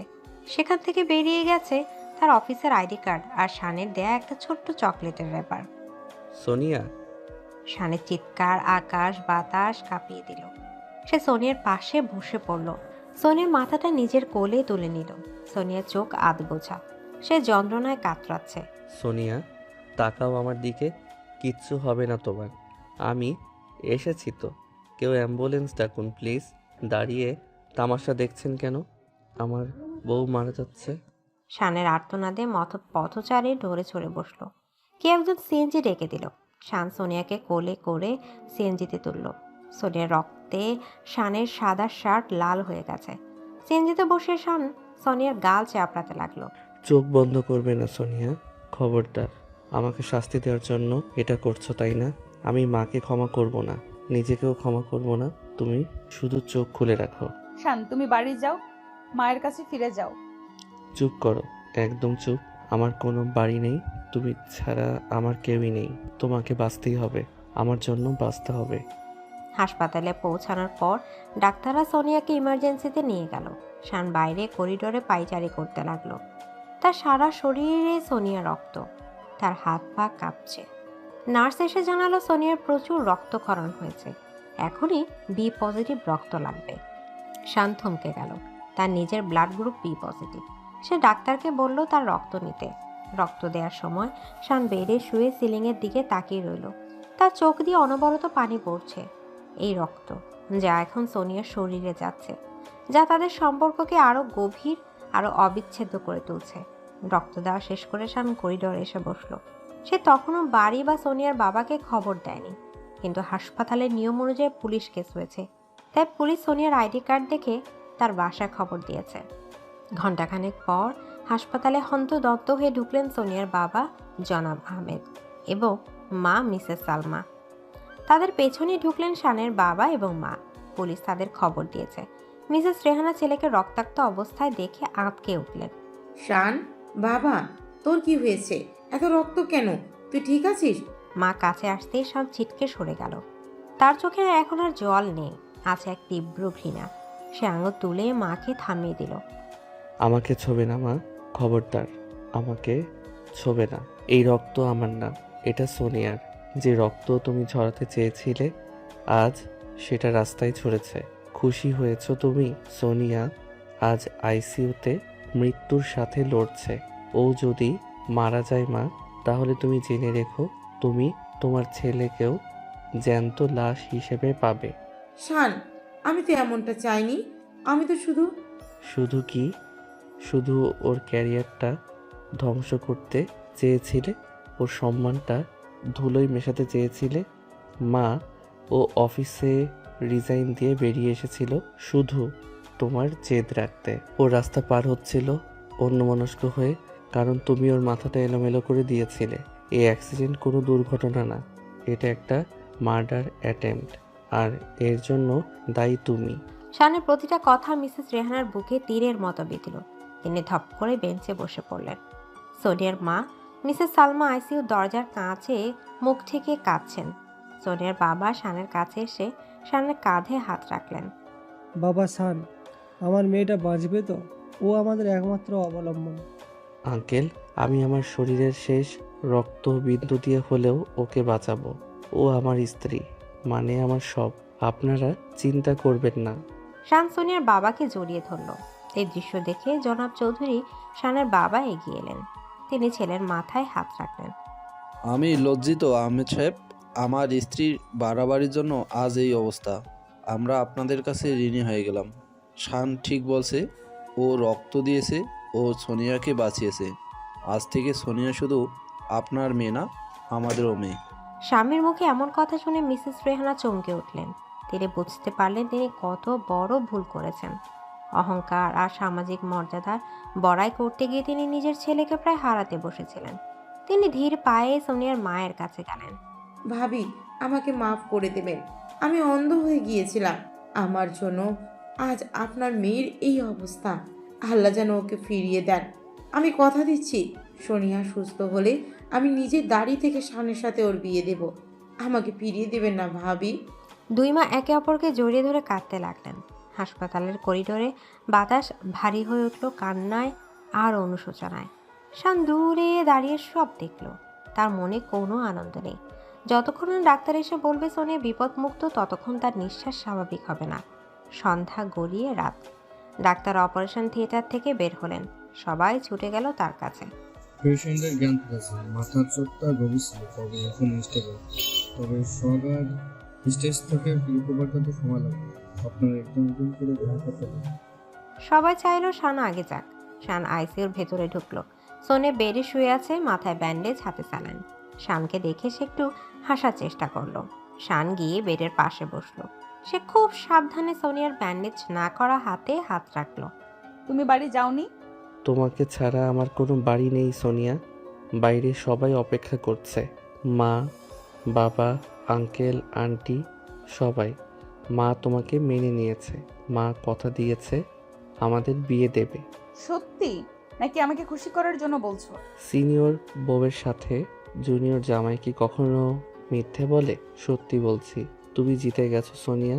তোমার ভালোবাসা জিতে গেছে। এখন শুধু জলদি সুস্থ হয়ে ওঠো। আমাকে যে অনেক জ্বালাতে হবে। সোনিয়ার চোখ দিয়ে এক ফোঁটা জল গড়িয়ে পড়ল। শান সেটা মুছে দিয়ে সোনিয়ার কপালে একটা চুমু খেলো। আইসিইউর মনিটরের বিপ বিপ শব্দটা এখন আর ভয়ের মনে হচ্ছে না, বরং মনে হচ্ছে নতুন জীবনের স্পন্দন। কিন্তু গল্প কি এখানেই শেষ? সোনিয়া শারীরিকভাবে সুস্থ হলেও তার মনের ক্ষত কি এত সহজে শুকাবে? আর ভার্সিটিতে শানের ক্যারিয়ার? তাদের অসম বিয়ে কি সমাজ এত সহজে মেনে নেবে? বিয়ের পিড়িতে বসা পর্যন্ত এখনো কিছু নাটক বাকি আছে। শান সোনিয়ার দিকে তাকিয়ে মনে মনে বলল, তুমি শুধু হাতটা ধরে রেখো, বাকি পৃথিবী আমি সামলে নেব। এদিকে হাসপাতালের সাদা বেডশিট আর ওষুধের গন্ধ থেকে মুক্তি পেয়ে সোনিয়া যখন চৌধুরী ভিলার গেটে এসে দাঁড়ালো, তখন বিকেল গড়িয়ে সন্ধ্যা নামছে। গত 7 দিন এই বাড়িটার চেহারাই যেন বদলে গেছে। গেটের দুপাশে গাঁদা ফুলের মালা ঝোলানো, মরিচবাতির আলোকসজ্জা। সোনিয়া অবাক হয়ে তাকিয়ে রইল। তার কপালে এখনো ব্যান্ডেজ, হাতে হালকা কালশিটে দাগ, কিন্তু তার চোখের সামনে যে দৃশ্য তা বিশ্বাস করতে কষ্ট হচ্ছে। শান গাড়ি থেকে নেমে এসে সোনিয়ার হাত ধরল। সে সোনিয়াকে হাঁটতে দিচ্ছে না বললেই চলে, প্রায় পা জাগালা করে রাখার ভঙ্গি। এভাবে হা করে কি দেখছো? নিজের শ্বশুর বাড়ি কি আগে দেখোনি? ও সরি, আগে তো এটা শুধুই বাড়িওয়ালার বাড়ি ছিল, এখন তো এটা তোমার রাজত্ব। স্বাগতম মহারানী। এত আয়োজন কেন শান? আমি তো শুধু হসপিটাল থেকে ফিরলাম। তুমি শুধু হাসপাতাল থেকে ফিরছো না সোনিয়া, তুমি মৃত্যুপুরী থেকে ফিরেছ, আর আমার মায়ের মন থেকেও ফিরেছ। এই আয়োজন আমার না, মায়ের। শানের কথা শেষ হতে না হতে ভেতর থেকে মিসেস রেহানা বেরিয়ে এলেন। তার হাতে বরণ ডালা, পেছনে সোনিয়ার মা মিসেস সালমা, বাবা জনাব আহমেদ এবং শানের বাবা জনাব চৌধুরী। সবার মুখে চওড়া হাসি। মিসেস রেহানা এগিয়ে এসে সোনিয়ার কপালে 2 চন্দনের ফোঁটা দিলেন। তার চোখে জল, কিন্তু সেটা আনন্দের। ঘরে আয় মা, গত কয়েকদিন এই বাড়িতে শ্মশান হয়েছিল, তুই ফেরার পর আজ আবার আলো জ্বলল। আমাকে ক্ষমা করে দিস মা, আমি শাশুড়ি হতে গিয়ে জল্লাদ হয়ে গিয়েছিলাম। আন্টি, মা, ছি, এভাবে বলবেন না। আপনি বড়, আপনি যা ভালো মনে করেন তাই করেছেন। আপনার দোয়া যে আমার সাথে ছিল, তাই তো ফিরে এসেছি। সোনিয়া নিচু হয়ে মিসেস রেহানার পায়ে হাত দিয়ে সালাম করতে গেল। মিসেস রেহানা তাকে বুকে জড়িয়ে ধরলেন। এই দৃশ্য দেখে শান আর সোনিয়ার বাবা মা স্বস্তির নিঃশ্বাস ফেললেন। শান মুচকি হেসে সোনিয়ার কানে ফিসফিস করলো, দেখলে, বলেছিলাম না ম্যাজিক দেখাবো। শান চৌধুরীর ম্যাজিক। এখন চলো, তোমাকে 3 তলায় নিয়ে যাই। ডাক্তার সিঁড়ি দিয়ে উঠতে বারণ করেছে। তাহলে কি লিফট লাগাবে নাকি? লিফট লাগবে কেন? এই জ্যান্ত লিফট তো আছেই। কিছু বুঝে ওঠার আগে শান সবার সামনে সোনিয়াকে 5 গলা করে কোলে তুলে নিল। সোনিয়া লজ্জায় লাল হয়ে গেল। সে শানের বুকে মুখ লুকালো। উপস্থিত সবাই হেসে উঠল। মিসেস সালমা আঁচল দিয়ে মুখ ঢাকলেন। শান বীর দর্পে সিঁড়ি বেয়ে সোনিয়াকে নিয়ে 3 তলায় তার নিজের ঘরে, না, এখন থেকে তাদের ঘরে নিয়ে গেল। পরবর্তী 1 মাস চৌধুরী ভিলায় উৎসবের আমেজ। সোনিয়া পুরোপুরি সুস্থ হয়ে উঠেছে। তার কপালের দাগটা মিলিয়ে গেছে, কিন্তু শানের ভালোবাসার দাগটা 3 দিন গাঢ় হচ্ছে। 2 পরিবার মিলে ধুমধাম করে বিয়ের আয়োজন করেছে। ভার্সিটিতে শান আর সোনিয়ার গল্প এখন কিংবদন্তি। মিথিলা বা অন্য যারা সমালোচনা করতো তারা এখন শানের ডেডিকেশন দেখে চুপ হয়ে গেছে। আজ গায়ে হলুদ, ছাদের উপর স্টেজ করা হয়েছে। সোনিয়াকে কাঁচা হলুদ শাড়িতে অপূর্ব লাগছে। তার হাতে কাঁচা ফুলের গয়না। শান পরেছে হলুদ পাঞ্জাবি। সে সোনিয়ার পাশে বসে আছে।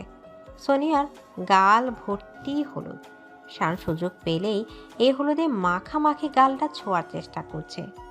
এই শোনো, সবাই তো হলুদ দিচ্ছে, আমি কি একটু স্পেশাল হলুদ দেব? একদম না, সবার সামনে ফাজলামি করবে না। চুপচাপ বসো। ওই দেখো, আমার অফিসের কলিগরা এসেছে। আসুক, ওরা দেখুক তাদের HR ম্যাম এখন কার কাস্টডিতে। আচ্ছা সোনিয়া, তুমি কি জানো সিনিয়র বউদের একটা সুবিধা আছে? কি সুবিধা? তারা স্বামীকে শাসন করতে পারে, কিন্তু সমস্যা হলো তোমার স্বামীটা তো শাসনে বিশ্বাসী না, সে শুধু সোহাগে বিশ্বাসী। আজ রাতে কিন্তু তোমাকে আমি হলুদ মাখাবো, একদম আমার নিজের মতো করে। শানের দুষ্টুমি ভরা কথায় সোনিয়ার বুকের ভেতর ধক করে উঠল। সে শানের দিকে তাকিয়ে চোখ পাকালো, কিন্তু ঠোঁটের কোণে হাসি লুকাতে পারল না। শান জানে সোনিয়া যতই গাম্ভীর্য দেখাক, তার মনের ভেতর এখন উথাল পাথাল ঢেউ। বিয়ের দিন কমিউনিটি সেন্টারে হাজার লোকের সমাগম। লাল বেনারসি, সোনার গয়না আর ভারী মেকআপে সোনিয়াকে কোনো অপ্সরার মতো লাগছে। শান সোনালি শেরওয়ানি আর পাগড়িতে পুরো দোস্ত রাজপুত্র। কাবিননামায় সই করার সময় কাজী সাহেব যখন সোনিয়ার বয়স আর শানের বয়স লিখলেন, তখন শান সোনিয়ার দিকে তাকিয়ে চোখ টিপল। কাজী সাহেব, বয়সের কলামটা একটু বোল্ড করে দিয়েন, লোকে জানুক ভালোবাসা ক্যালেন্ডার মানে না। চুপ করো তো, মানুষ শুনলে কি ভাববে? মানুষ ভাববে ছেলেটা লাকি, এত সুন্দর আর ম্যাচিউরড একটা বউ পেয়েছে। সইটা করো জলদি, আমার হাত নিষ্পিস করছে তোমাকে বাড়ি নিয়ে যাওয়ার জন্য। সোনিয়া কাঁপা কাঁপা হাতে সই করলো। কবুল বলার সময় তার গলা ধরে এলো। এত ঝড়, এত অপমান, এত দুর্ঘটনার পর আজ তারা এক হচ্ছে। শান যখন তার ভরাট গলায় কবুল বলল, তখন পুরো হল রুমে তালি বেজে উঠল। বিয়ের পর বিদায়ের পালা, কিন্তু এখানে বিদায়টা অন্যরকম। সোনিয়ার বাবা মা নিচতলাতেই থাকবেন, আর সোনিয়া থাকবে 3 তলায়। তবুও কান্নার রোল পড়ল। সোনিয়া তার বাবাকে জড়িয়ে ধরে কাঁদল। শান পাশে দাঁড়িয়ে সোনিয়ার মাথায় হাত বুলিয়ে দিল। আঙ্কেল, কাঁদবেন না, আপনার মেয়েকে তো মঙ্গলে নিয়ে যাচ্ছি না, 3 তলায় নিচ্ছি। যখন খুশি উঠে এসে ধমক দিয়ে যাবেন। আর ডিনার তো রোজ আপনার ওখানেই করব। শাশুড়ির হাতে রান্না মিস করা যাবে না। শানের কথায় কান্নার পরিবেশটা একটু হালকা হলো। সোনিয়াকে নিয়ে শান গাড়িতে উঠল না, পায়ে হেঁটে গেট দিয়ে ঢুকে সিঁড়ি বেয়ে উপরে উঠল। ফুল দিয়ে সাজানো বাসর ঘর। শানের ঘরের এই চেনা বিছানা আজ গোলাপ আর রজনীগন্ধায় ঢেকে আছে। মৃদু আলোয় ঘরটা মায়াবী হয়ে উঠেছে। সোনিয়া বিছানায় বসে আছে, তার ঘুমটা টানা, হৃৎপিণ্ডটা লাফাচ্ছে। বাসার ঘর নিয়ে মেয়েদের মনে হাজারো কল্পনা আর ভয় থাকে, কিন্তু সোনিয়ার ভয়টা একটু আলাদা। সে শানের চেয়ে বয়সে বড়, তাদের সম্পর্কটা প্রচলিত ছকের বাইরে। শান কি তাকে পরিপূর্ণ তৃপ্তি দিতে পারবে, নাকি তার মনে কোনো সংকোচ থাকবে? দরজা খোলার শব্দ হলো। শান ঘরে ঢুকলো। সে দরজাটা লক করে দিল। ধীর পায়ে এগিয়ে এলো বিছানার দিকে। শেরওয়ানিটা খুলে সোফায় রাখলো, পাঞ্জাবির হাতাটা গুটিয়ে নিল। সোনিয়ার সামনে এসে হাঁটু গেড়ে বসলো। কি ম্যাডাম, খুব নার্ভাস? ইন্টারভিউ বোর্ডে তো অনেক ক্যান্ডিডেটকে নার্ভাস করেছো, আজ নিজের অবস্থা কেন টাইট? শান আলতো হাতে সোনিয়ার ঘোমটাটা সরিয়ে দিল। সোনিয়ার নত মুখটা তুলে ধরল। সোনিয়ার কাজল কালো চোখে এখন লজ্জার গভীর সমুদ্র। শান মুগ্ধ হয়ে তাকিয়ে রইল। তুমি এসেছো? আমি আসলে হুশ, কোনো কথা না, আজ শুধু অনুভবের রাত। শান সোনিয়ার পাশে বিছানায় বসলো। সে সোনিয়ার হাতটা নিজের হাতের মুঠোয় নিল। সোনিয়ার হাত ঠান্ডা হয়ে আছে। শান সেই হাতে চুমু খেল। সোনিয়া, একটা সত্যি কথা বলবো? ভার্সিটিতে যখন প্রথম তোমাকে দেখেছিলাম, তখন থেকেই এই মুহূর্তটার স্বপ্ন দেখেছি। সবাই বলতো তুমি আমার চেয়ে বড়, তুমি আমার যোগ্য না, কিন্তু দেখো আজ তুমি আমার এই ঘরে, আমার বিছানায়, একদম আমার হয়ে। এই যে 5 বছরের গ্যাপ, এটা কোনো বাধা না সোনিয়া, এটা আমাদের ভালোবাসার গভীরতা। তুমি আমার সিনিয়র, আমার গাইড, আবার তুমি আমার ছোট্ট বউ। শান, আমার খুব ভয় করতো জানো। মনে হতো তুমি হয়তো একদিন ক্লান্ত হয়ে যাবে, আর তোমার মনে হবে সমবয়সী কাউকে পেলেই ভালো হতো। বোকা মেয়ে, সমবয়সী দিয়ে কি করব?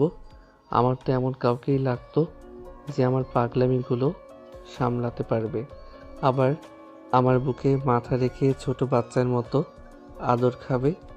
তুমি আমার সেই পারফেক্ট মিক্সচার। কথাগুলো বলতে বলতে শান সোনিয়ার খুব কাছে সরে এলো। সোনিয়ার শরীরের সুগন্ধ শানকে মাতাল করে দিচ্ছে। শান সোনিয়ার গলার হাতটা একটু সরিয়ে এখানে নিজের ঠোঁট ছোঁয়ালো। সোনিয়া কেঁপে উঠল, তার চোখ বন্ধ হয়ে এলো। সে শানের কাঁধ খামচে ধরল। শান, বলো, শুনছি। শান সোনিয়ার কানের লতিতে আলতো দংশন করলো। সোনিয়ার মুখ দিয়ে এক অস্ফুট গঙ্গানি বেরিয়ে এলো। শানের হাত সোনিয়ার কোমরে। সে সোনিয়াকে নিজের দিকে টেনে নিল। দুজনের মাঝখানের দূরত্ব এখন শূন্য। শান সোনিয়ার মুখের দিকে তাকালো। তার চোখে এখন আর সেই চটপটে ভাব নেই, আজ এক আদিম আকাঙ্ক্ষা আর গভীর ভালোবাসা। অনুমতি আছে সিনিয়র? জুনিয়র কি তার অধিকার বুঝে নিতে পারে? অধিকার তো কবেই নিয়ে নিয়েছো, আজ শুধু সিলমোহরটা বাকি। সোনিয়ার এই সাহসী উত্তরে শান হাসল। সে আর দেরি করলো না। সোনিয়ার ঠোঁটের উপর নিজের ঠোঁট নামিয়ে আনলো। এক দীর্ঘ গভীর চুম্বন তারা দুজন হারিয়ে গেল। বাইরের পৃথিবী তখন তাদের জন্য মিথ্যা, ঘরের ভেতরে এই উষ্ণতাই পরম সত্য। শান সোনিয়াকে বিছানা শুয়ে দিল।